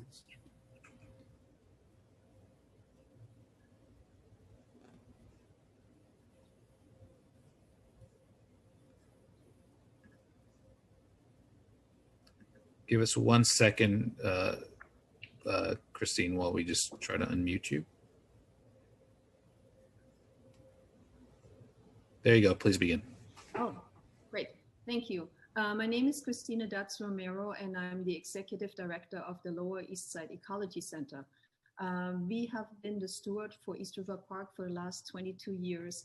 And as such, I want to testify today. We have seen this park newly renovated in late 2012, and the landscape could not be maintained with the resources that were allocated because we only have one gardener for a 59-acre waterfront park, and millions of dollars in capital money was basically wasted because there were no resources here to really maintain this park, and that was in a good year. Parks has really suffered from structural underfunding for decades now. With the budget impacts due to COVID-19, a perfect storm was created, and seasonal staff, PEP, urban parks rangers, and natural resource group all suffered staff reduction, while parks and our open spaces were used more than ever. We stand firm with the Play Fair Coalition and urge the City Council to restore parks funding to pre-pandemic levels, and we would like to see a commitment to allocate 1% of the city budget to parks in the future once we have a more robust budget to really dedicate resources to. Parks has so many vital functions for New Yorkers: gathering spaces, access to recreational spaces, and natural areas. And with the escalating climate crisis, parks must also play a crucial role in fighting climate change. We are calling on parks to embrace their responsibility for better management of the yard and organic waste, and to embrace expert organizations such as the Lower East Side Ecology Center to assist in implementing composting programs. We have partnered with parks for the last 23 years to do just that, and now the composting program is facing eviction from East River Park without much transparency why parks came to this decision. Parks needs to improve on their sustainability practices and embrace partnerships with community-based organizations that have the knowledge and dedication to get this job done. Thank you. Thank you. Our next speaker is Ali Ryan, who will be followed by Sarah Williams. Time begins. Hello, my name is Ali Ryan, and I'm a member of East River Park Action and Metro Area Governor's Island Coalition. But today I am representing myself as a parent who lives in Alphabet City. First, on behalf of my children and their friends, I want to thank former Councilmember Rosie Mendez and current Councilmember Carlina Rivera, as well as the Parks Department for renovating several playgrounds in my neighborhood, most recently Sawyer Park. As a parent, I can attest families use these parks every day. I was going to talk about the Parks Department Youth Sports Program, East River Park, and Governor's Island, but I will address them in my written testimony. Yesterday afternoon, my young daughters were playing with their friends at First Park Playground at the corner of Houston and First Avenue. While playing, the children discovered a dead rat and attempted to move the dead rat until I intervened. I called 311 and requested that the rat be removed. The 311 representative told me that the rat would be removed within 10 days by a member of the Parks Department. This is not the first time that my children encountered a dead rat at a playground, but this is the first time I've been told that it would take up to 10 days for a dead animal's removal. For families, public parks are our communal backyards. I think I can speak for the parents in my neighborhood when I say I am grateful to the Parks Department workers who work diligently to keep our public playgrounds clean. Please restore the Parks Department budget. Thank you.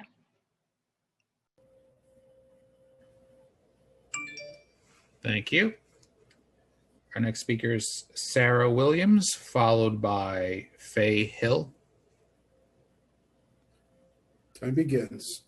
Thank you. I'm Sarah McCollum Williams, Executive Director of Green Gorillas, a nonprofit that supports community gardeners and activates youth engaged in food justice across the city.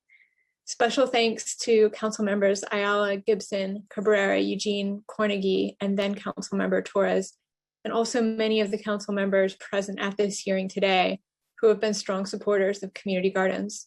During fiscal year 2020, council members across the Bronx and Brooklyn had allocated $155,000 of discretionary funds for our work with community gardens through the Parks Equity Initiative and through A Greener New York, but largely through Parks Equity. This year, we have been allocated less than $40,000 due to cuts to Parks Equity Initiative. As a lean and efficient organization, Green Gorillas was able to act quickly in March of 2020 as soon as the pandemic hit. With last year's Parks Equity Initiative funds, we were able to provide immediate and direct support in the form of seeds, seedlings, lumber, soil, tools, and personal protective equipment to community gardeners who were redoubling their efforts to grow food for their communities. Communities that were already experiencing food insecurity before COVID-19 are now depending on community gardens to survive. Community gardeners are continuing their food production efforts during the 2021 growing season, many of them ramping up their growing capacity for distribution to families, neighbors, and local organizations in need, sometimes uniting with other gardens to distribute across large networks. Unfortunately, due to cuts in Parks Equity Initiative funding, which has greatly diminished our funding from the city, our capacity to assist these gardeners in their vital community work is likewise greatly diminished. We join with our colleagues in the Playfair Coalition to urge the city to restore full funding for the Parks Equity Initiative after last year's budget cuts. Further, we ask the city to increase their support for community gardens as essential infrastructure for neighborhood food production, rest and respite, and great environmental benefit, and to offer community affirming funding to ensure that they can continue to enrich communities across the city. Thank you.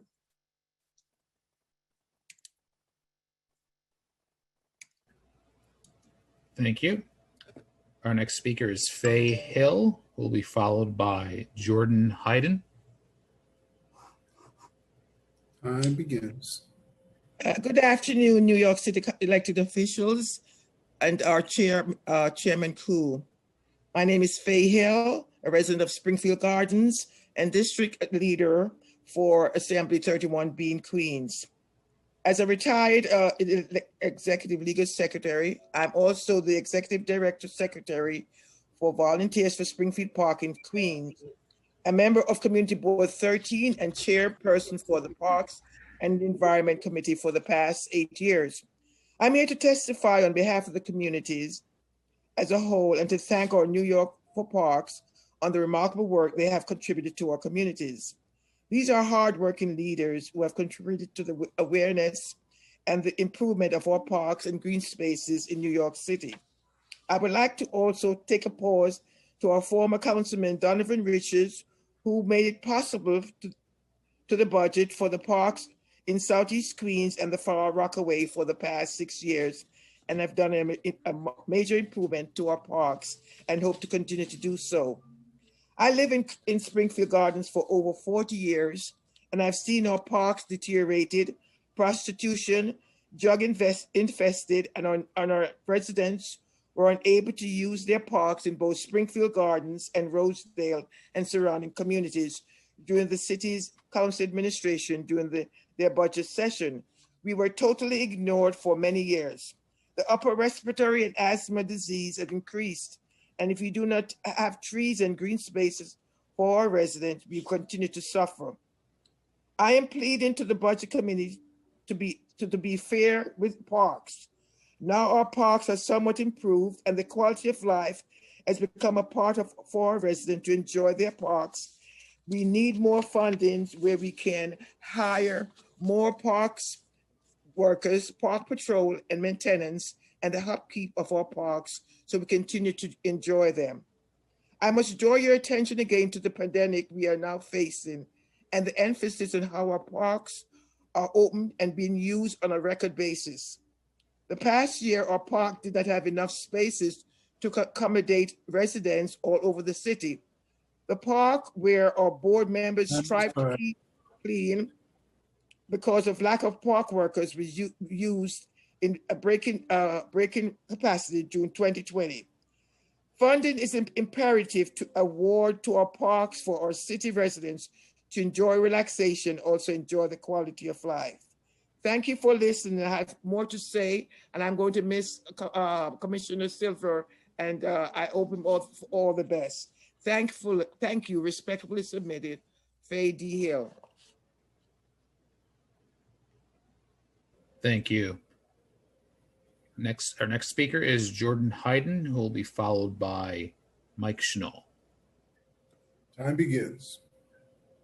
Good afternoon, everyone. My name is Jordan Hayden, and I represent Gowanus Canal Conservancy, a nonprofit organization dedicated to facilitating the development of a resilient, vibrant open space network centered on the Gowanus Canal.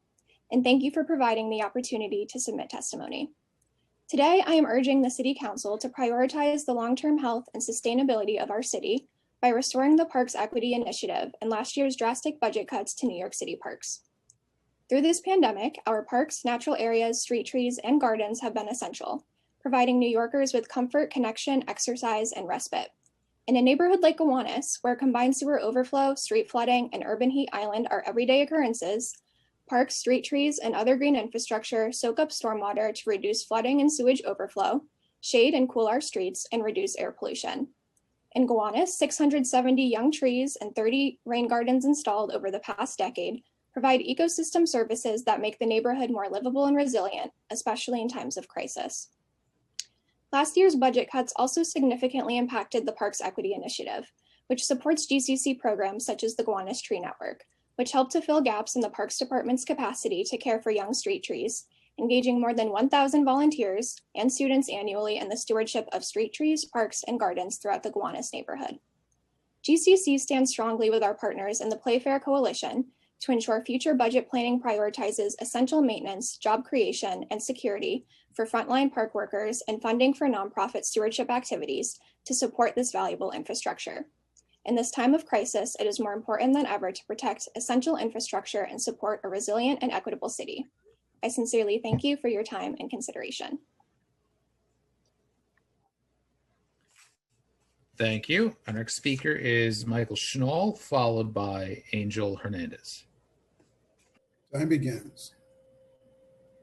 Good afternoon, Chair Koo. My name is Mike Schnall, and I'm a candidate for the New York City Council, running to represent the 49th Council District, covering the North Shore of Staten Island. Thank you for the opportunity to testify.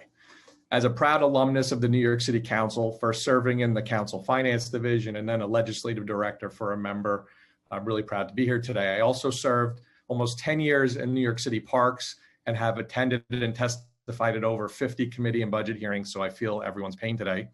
I'm testifying today in support of every effort the New York City Council can possibly make to provide funding to protect, preserve, enhance, and care for our precious parks and open space. I support the Play Fair Now campaign, which was prescient in its efforts in 2019, recognizing that parks and open space would be, unknowingly to many of us, the mental health oases we needed to persevere through the pandemic. I support every effort to maintain and enhance staffing levels so the care and operation needed to maintain our parkland becomes a priority for the city that has historically disinvested in the needs of our Emerald Empire.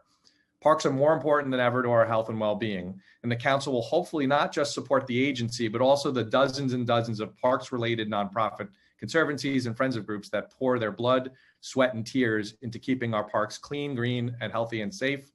I just want to say that while I am deeply sad that Parks Commissioner Silver is leaving, I had the pleasure to work with him and for him before leaving the agency, and have come to respect his empathic approach to caring for parks, his visionary leadership on remaking parks for communities neglected for decades, and his commitment to equity and equality for all across a vast and diverse park system. Thank you for the opportunity to testify. Thank you.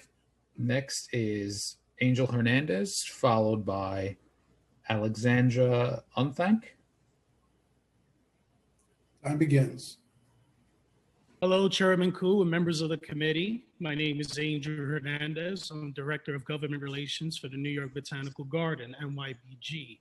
Thank you for allowing me to testify today on behalf of the Cultural Institutions Group, CIG, a coalition of 34 cultural arts and science organizations located in all 5 boroughs and collectively welcome visits from millions of New York City public school children and residents. Many CIG members like NYBG, along with other partnering outdoor living museums, such as the Bronx and Staten Island Zoos, Queens and Brooklyn Botanic Gardens, and Snug Harbor, are all located on parkland. Operating on these grounds allows us to continue our great work to serve our communities while continuing endeavors in the sciences and environmental preservation for unique fauna and flora. Since COVID-19 attacked our city last year, these institutions have provided free access to our city residents, served as meal distribution sites, and distributed PPE to members of their communities in need. CIG Living Museums have contributed to the public life, public health, and public service of all New Yorkers throughout the pandemic. I'd like to focus on NYBG's commitment to public health. In a time when social distancing and a need of reprieve from quarantine, NYBG immediately offered safe open space since last year. Since then, we received over 300,000 visitors, over 100,000 of those offered at no cost to Bronx residents and healthcare workers. During our shutdown last year, our staff immediately addressed the growing food insecurity in the Bronx by donating over 300 tons of fresh produce to local food relief organizations and public schools. Also, we began to offer technical assistance and donated tens of thousands of seedling plants to local community gardens such as Bissell and River Run Gardens in City Council District 12, an effort to create food hubs so that they can feed their respective communities. Yet our efforts in continuing the work will be hampered if CIG funding for FY22 is compromised. We continue to operate on limited capacity, understanding that city funds have been reallocated towards efforts to fight COVID-19. The CIG group, along with its members' outdoor living museums, would just only ask that cultural budget be held harmless and maintained at FY21 levels as we await further information on federal relief that may be available to the city and state. Thank you for your support for New York City Parks and the cultural community. Thank you very much. Our next speaker is Alexandra Unthank, followed by Scott Daly. Time begins. Hello. Dear Chair Peter Koo and members of the Committee on Parks and Recreation, good afternoon. Thank you for this opportunity to testify. My name is Alex Unthank, the Education Associate of the Lewis Latimer House Museum. And I'm reading this testimony for our for the Executive Director, Ran Yan, who can't be here today. Designated a landmark and sitting on the Department of Parks and Recreation site, The Lewis Latimer House Museum was the home for 26 years of a Black inventor who is renowned for his work in the field of electric lighting. Among Latimer's numerous achievements and inventions, the most important discovery was the method for producing carbon filaments that made the production of light bulbs both practical and affordable for the average household. During the temporary closure due to COVID, our virtual programs have become a growing success and an evident relief to our constituents. However, we face immense challenge to reopening. The historic site's internet access broke down earlier this year, so significant that returning to the office becomes all but impossible under the current condition. We respectfully request assistance from the Parks telecommunications team, the Historic House Trust, and the City Council to repair and upgrade the internet access on this important historic site. Having functional internet up to modern standard is urgent and critical for us to carry out the essential work in interpreting Latimer's story and educating diverse youths. We ask you to invest in the infrastructure of this African-American heritage site owned by Parks so that Lewis Latimer's untold story is no longer overlooked. Our board and staff look forward to working with all of you to ensure that this landmarked home is well maintained and accessible, and that his legacy is properly celebrated by the New York City public. Thank you for all of your work and support. Thank you very much. Our next speaker is Scott Daly, who will be followed by Stacy Pappas. Time begins. Good afternoon, everybody. Chair Koo, members of the committee. My name is Scott Daly, and I am the Senior Director of the New York Junior Tennis and Learning, NYJTL, free community tennis programs throughout the city. We are funded by the council under a separate initiative and by individual members. I'm here testifying at the Parks because without our relationship and partnership with the city parks, we wouldn't have any access to tennis for kids since COVID struck. As I look back on my notes, it seems that I seem to recall it was almost exactly a year ago today. I think it was Friday the 13th. I was last before this committee speaking down at City Hall on this topic. Right now, generally speaking, if it wasn't a COVID year, we would reach 85,000 New York City kids between the ages of 5 and 18 years of age. It is a totally free program, and it's only because of the assistance we get and the funding we get from the city council. Right now, this tennis program is basically broken down. You see the testimony that's going to be submitted. It breaks down evenly across the board demographics. 25% are African American, 25% are Asian, 25% are Latino. This past year, just let me tell you, we were able to get permits and go out and bring tennis to kids who have to get outside. The registration numbers are through the roof that these kids want to get out. In the fall, we were at 9 locations. They got permits. And the only places we could go were city parks. The city parks worked with us. Right now, we have 11 programs that are going to be starting at the end of April next year, at the end of April of this coming year. Again, city parks is giving us access. And I can't thank the parks enough. It can't be done without the help and the support of the city council.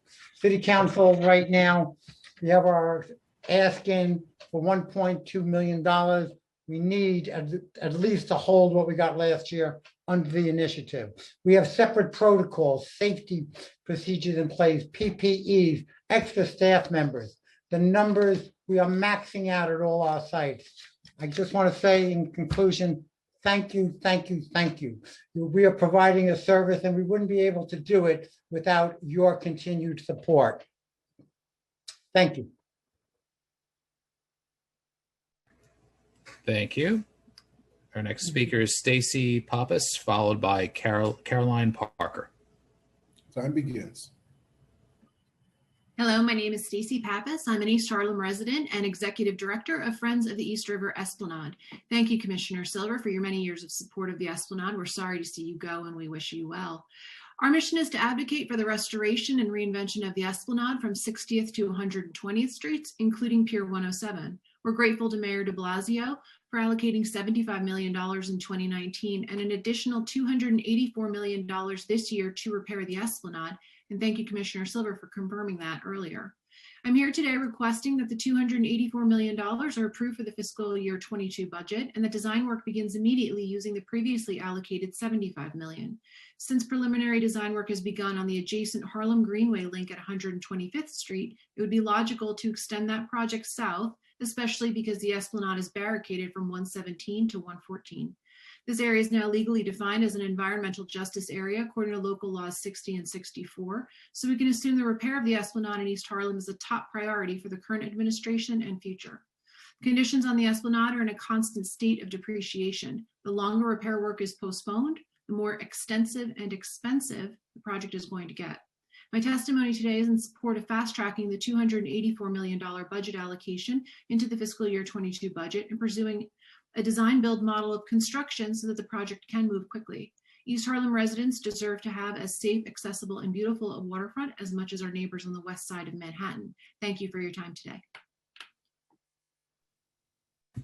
Thank you very much. Next is Caroline Parker, followed by Kimberly Mayer. Time begins. Good afternoon. My name is Caroline Parker, and I'm a legal intern in the Environmental Justice Program at New York Lawyers for the Public Interest, which fights for the equitable distribution of environmental benefits and burdens in our city. I'm here to urge you to ensure that our city's treasured community composting organizations, which embody the principles of environmental justice, receive the financial support they need to operate with dignity and stability throughout the park system. As New York City faces down the existential threat of climate change, organics recycling is a critically important pillar of the city's emissions reduction policy. Composting has repeatedly been highlighted in the city's climate and emissions targets, including the mayor's zero waste goal and the updated One NYC framework. These policy commitments led to an expansion of multiple composting initiatives, including the NYC compost projects currently operating throughout the city's parks, which bring together local residents and students, urban farmers, and grassroots sustainability organizations in collective projects to reduce emissions, protect local soil health, and support food security.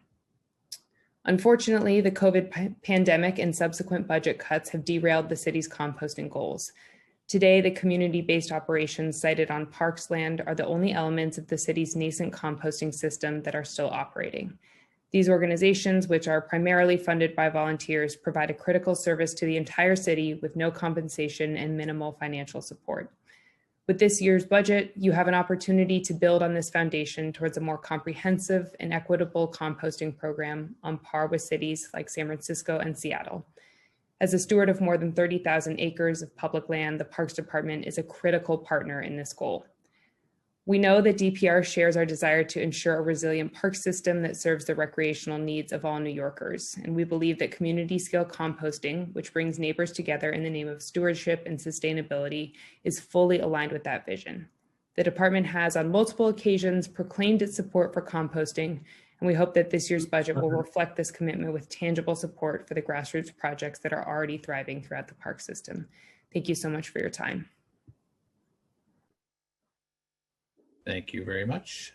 Our next speaker is Kimberly Meyer, followed by Nilka Martel. Time begins. Good afternoon. I'm Kimberly Mayer. I'm the Executive Director of the Old Stone House in Brooklyn. Thank you, Chair Koo and members of the Parks Committee for your time and your attention and your support for our programming. I'm delivering this testimony on behalf of my colleague sites in the Historic House Trust Network, the Bartow Pell Mansion Museum in the Bronx, the Hendrick Lott House, Old Stone House and Wyckoff House Museum in Brooklyn, Merchants House Museum, Morris Jumel Mansion Museum in Manhattan, the Bound House, King Manor Museum, Kingsland Homestead, Lewis Latimer House Museum, and Queens County Farm Museum in Queens, and the Alice Austin House and Historic Richmond Town on Staten Island.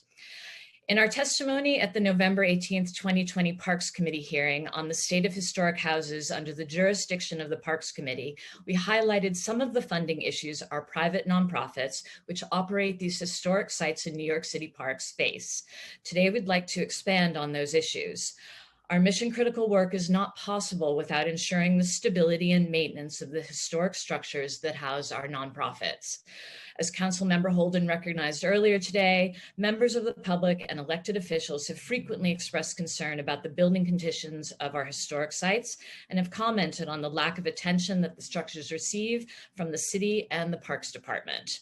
Currently, between 23 historic sites in the Historic House Trust network, there is over $50 million in capital funding allocated to these sites for unbuilt projects, some of which have been pending for 2 decades. Further exacerbating the condition of these structures. However, in the preliminary mayor's management report discussing DPR's 10-year capital strategy, only $14.2 million is allocated to the capital needs for historic houses, the lowest of all identified facilities. In comparison, recreation and nature centers are listed at $614 million, which is 43 times the figure identified for historic houses. Our sites are assets that necessitate regular preventative maintenance plans. Historic structures demand a different approach to the capital process than other DPR facilities, like playgrounds and recreation centers. And completing these much needed projects in a streamlined and efficient manner is critical for our sites to provide services for all New Yorkers. Although we operate within city parks, our buildings are historic landmark buildings deeply embedded in the cultural sector. As cultural organizations, we frequently receive private funds to administer capital interior renovation projects, all of which have to be run through the Parks Department, where frequent delays deplete the buying power of monies raised and allow these nationally significant sites to fall into states of disrepair. Compounding these problems, the drawn-out process and timeline results of the trust and accountability with our funders and communities. Maintaining these relationships is essential to our operations as we receive only a modest percentage of operating funds through government channels. We thank the City Council for the continued support of our work and are happy to answer any questions that you might have. And we're happy to serve our communities. Thank you.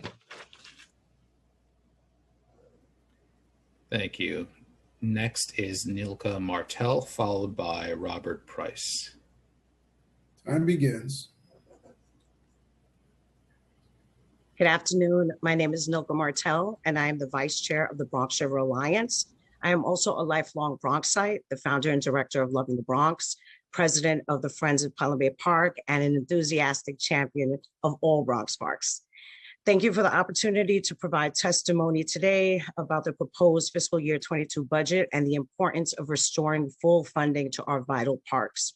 I want to specifically thank City Council Member Salamanca and Speaker Johnson for their generous and dedicated support for the Bronx River over the years. The Bronx River Alliance is a not-for-profit formed by community activists and government partners in 2001 to protect, improve, and restore the Bronx River Corridor and Greenway so that it can be a healthy resource for the communities through which they flow. We work in close partnership with New York City Parks and dozens of community-based organizations. We are achieving what many thought was impossible: the creation of beautiful waterfront parks, the restoration of forests and salt marshes, and even the return of a beaver. Perhaps most importantly, we have transformed what was once an abandoned dumping ground into a cherished community asset. I am here today to call for the restoration of fiscal year 20 funding levels to New York City parks. In 2020, our parks demonstrated how essential they are to our city. They were one of the few places that remained open during the darkest days of the pandemic. And yet, New York City Parks sustained a devastating budget cut, the second largest of any city agency. We all saw the impact of inadequate funding for our parks last year. They were full of garbage, dumping and graffiti increased, enforcement and security couldn't keep up. Our parks suffered and our New York City residents suffered. Today, the Bronx River Alliance, Loving the Bronx, and the Friends of Pelham Bay Park stand with all of those who are calling for the city to play fair and fully reinstate funds that were cut from the parks budget in 2020. Specifically, we ask you to reinstate fiscal year 20 levels for seasonal hires, eliminate the hiring freeze, which has left key leadership positions empty for over a year, restore full funding for the Parks Equity Initiative, which has funded hands-on environmental education for young people along the Bronx River Corridor, restore $4 million in funding for the Forest Management Framework for New York City to protect our natural areas, including those on the Bronx River. Thank you again for your leadership and for the opportunity to express the Bronx River Alliance's support for increased investment in New York City parks. Thank you. Next up is Robert Price. Time begins. Hey, thank you, everyone. I'm Rob Price, and I learned about this from Garden Train. And I really appreciate everyone's comments before mine and hearing the thoughtful, just to the extent of how much the budget has really affected the parks. New York City Parks really saved me this last year. I lost my job. My kids lost their in-person schooling, and our small Brooklyn apartment, like so many other New Yorkers, became our 24/7 confine. The New York City Parks was a place where I'd take the kids to get exercise. My 6 and 8-year-olds had a lot of energy, and it really wasn't fitting into our apartment very well. So we would go on bike rides to explore new parks. We would go to our park. I would go there to meditate and exercise. And what I learned is that we really created a habit of going to the park and going to the parks and enjoying that. And like so many other millions of New Yorkers, that habitual nature of going to the park and enjoying it much more, that's happened over the last year because of all the things that have been closed down, is becoming the new reality. And so as we go into these coming years, everyone's going to be so used to being in the parks, the community networking, expecting the safe and clean accessibility that we really have expected out of New York City parks, and we'll go there and continue to go there for. And on a personal note, when you have 2 kids and you're playing in the park for hours and you drink a lot of water, they need to go to the bathroom pretty frequently. And there wasn't a lot of open bathrooms. So I think that really comes down to the budgeting. Thank you. Thank you. Our next speaker is Anthony Font, who will be followed by Wendy Page. Time begins. Hello, everyone. My name is Anthony Font. Can you hear me? Hello? We hear you. Yes, go ahead. Yes. Okay. I represent the prideful and upstanding homeowners of Brinkerhoff Avenue in St. Albans, as well as the prideful and upstanding homeowners of Fonda Avenue in St. Albans. I'm also a member of the St. Albans Alpha Streets Block Association. My parents purchased a home on Brinkerhoff Avenue in St. Albans in 1955. In fact, it was directly behind the Elmira Avenue home of our former Secretary of State and Chair of the Joint Chiefs, Colin Powell. My dear mother, Mrs. Gwendolyn Font, passed in 2016, and my dad, Joseph Font Jr., who's 90, still resides at the house. Until several years ago, all 4 landscape traffic islands on Brinkerhoff Avenue were maintained by the Parks Department.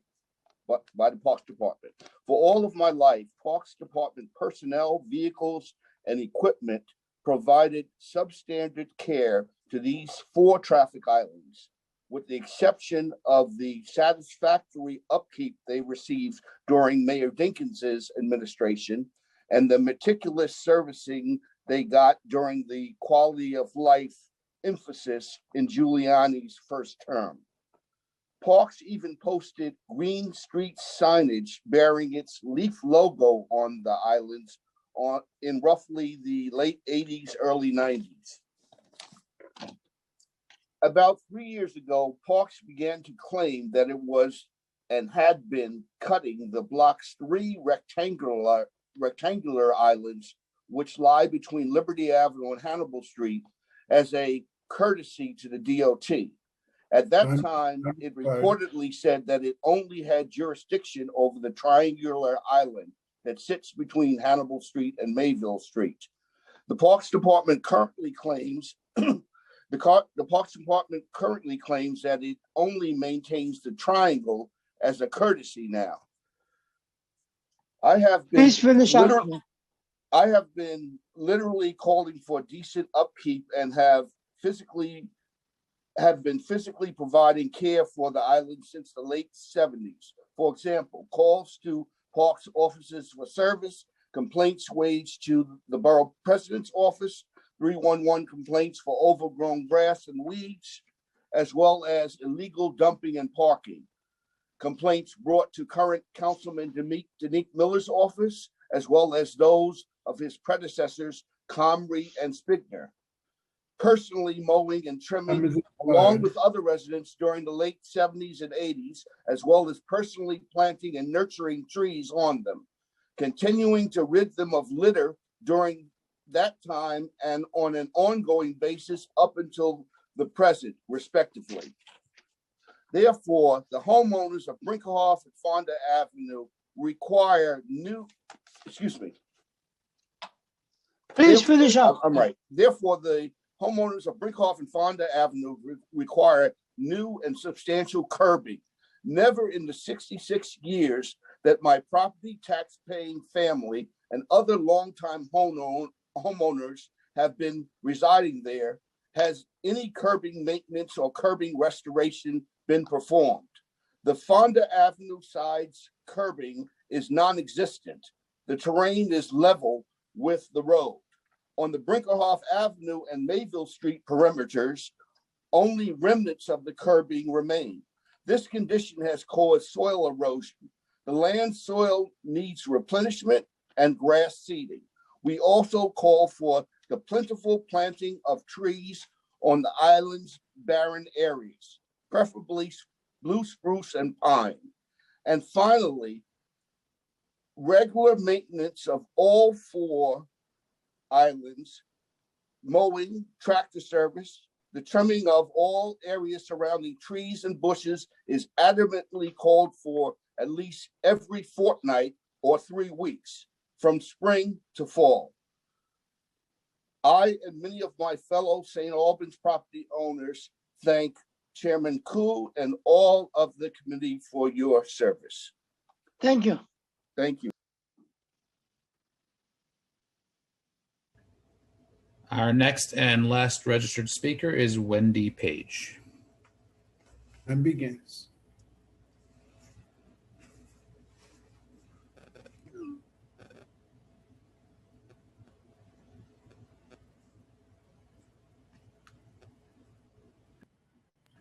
It appears that Ms. Page is no longer registered. Is she? I'm here. Oh, you are. Okay. Sorry, please go ahead. Good afternoon, Chairman Koo, council members, and members of the Parks Committee. Thank you for the opportunity to present my testimony requesting much needed funding for New York City parks. My name is Wendy Page, and I'm here today representing the United Athletic Association, a not-for-profit advocacy group representing some 16 sports organizations throughout New York City. We are also members of the New Yorkers for Parks Play Fair Coalition and help to get previous budgets increased for parks. UAA is asking for a full restoration of funding for New York City park staffing. Last year, New York City Parks had a reduction in maintenance and operations seasonal staff, causing a significant decrease in work hours and maintenance visits to parks and athletic fields. We are seeing AstroTurf fields that were resurfaced with new turf already in need of repair. If this continues and no maintenance programs are put in place, compounded by the lack of rules, regulations, and guidelines, these fields will continue to become unsafe and unplayable. These fields will need to be reconstructed again within the next 12 months, costing the taxpayers and the city hundreds of thousands of dollars, which we do not have at present. If Parks' current rules and regulations are properly followed, fields are properly assigned and maintained, reconstructed fields can and will exceed its life expectancy, remaining safe and usable throughout while preserving the integrity of these fields for the next 10 plus years. We continue to support the tremendous investment this body and the city has and continues to make in our parks and athletic fields. The appropriate investment and funding would enable proper field maintenance be given the importance and priority it deserves.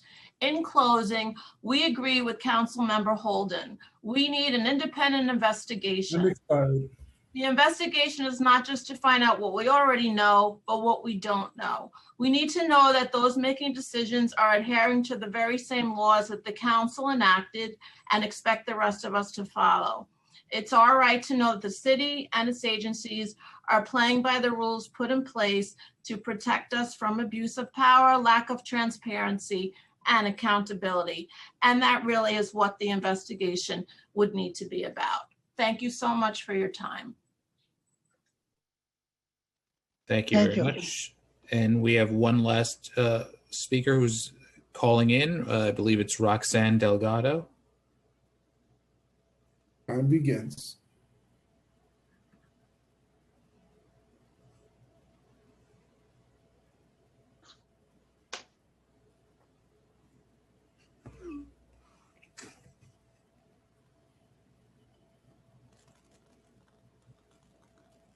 I believe we're just trying to get her connected. Just please bear with us for a second or two.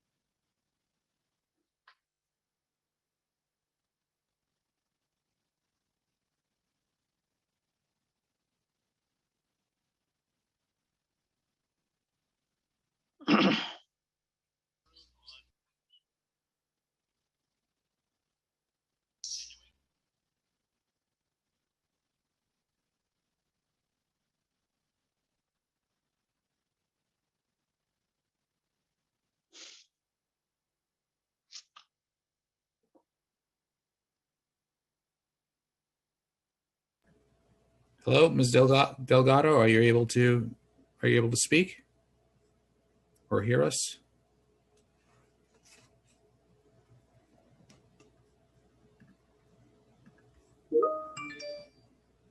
Please bear with us another minute. Thank you.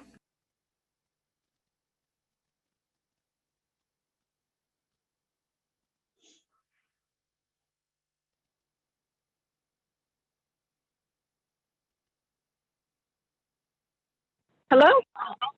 I'm sorry, hello? Yes, we hear you. Hello? Yes. Hi, Yes. I think I heard my name, Roxanne Delgado. Yes. Yes. Yes. Oh, hi. Thank you. Please begin. I'm Thank sorry. you. Yes, thank you. I'm actually outside working, but thank you. My name is Roxanne Delgado. I'm the founder of Friends of Pelham Parkway. Earlier today, I sent a lot of photos of depicting on what we go through frequently in Pelham Parkway in the Bronx and other parts of the green spaces in the Bronx. The first photos show all the trees that were damaged by the park's front mower, which is unfortunately because I don't know what they do. Every time they come to mow the grass, they damage trees. And there is a severe damages and trauma on these trees, and no one from forestry bothered to check on these trees. They're just left in there damaged and left to survive on their own if they do survive. Then I see lots of pictures of trash bags. Some of the corners had over 20 trash bags, which I myself picked up and emptied out myself and left it for Parks to pick up after 10 days, 15 days. And Parks tells me, well, no one told you to pick it up. I said, but we cannot leave it overfilled because then it flows onto the ground and it kind of deters people from being more mindful of loving their parks instead of tossing trash and littering. But when you see trash cans overfilled and people just throw trash on the ground instead of using the trash bins. And because I complained, they removed my trash cans, so I went elsewhere to get more trash cans. And then, unfortunately, Parks does not do more with less. They do less with less. And unfortunately, Pelham Parkway is a parkway, not a playground. So we're not giving priority like playgrounds are. And talk about justice, environmental justice.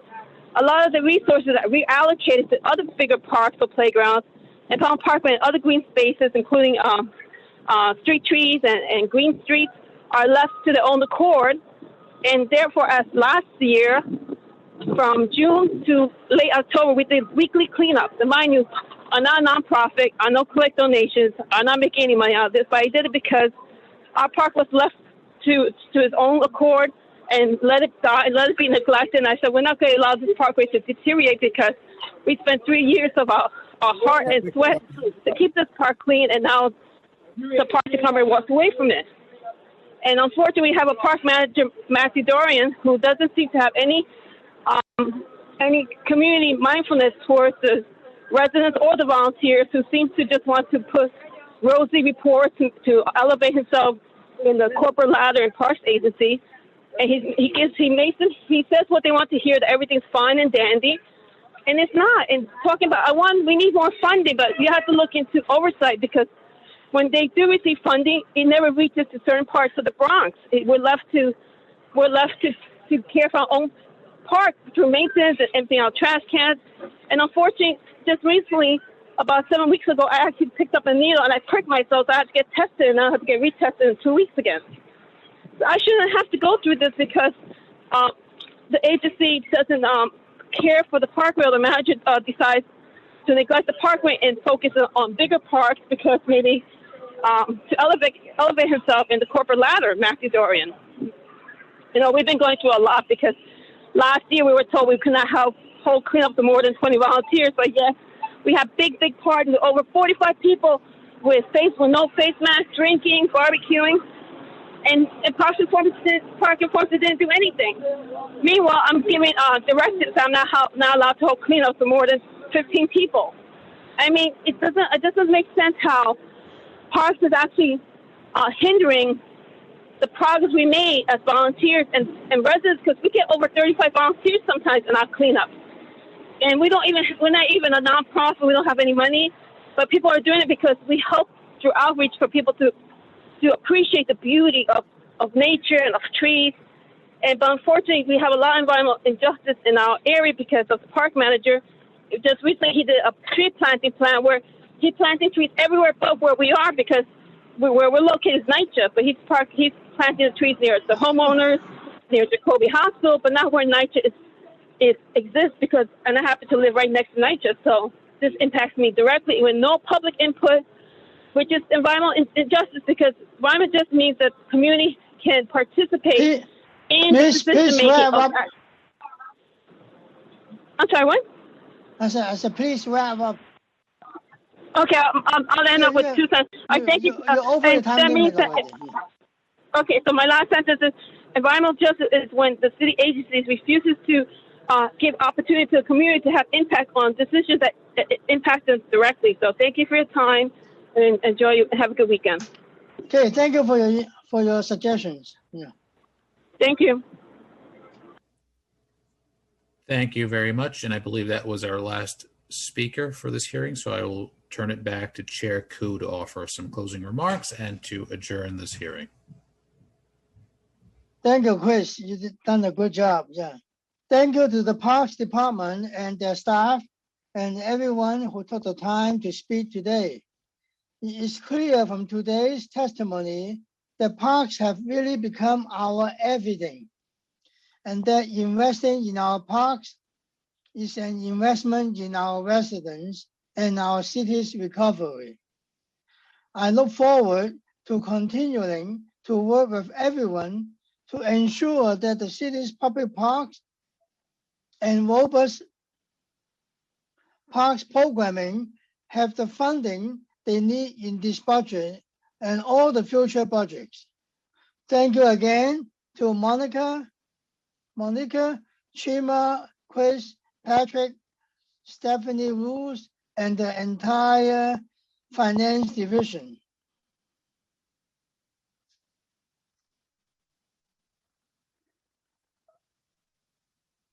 And also, of course, I want to thank my own staff for all their hard work on this hearing. And with that,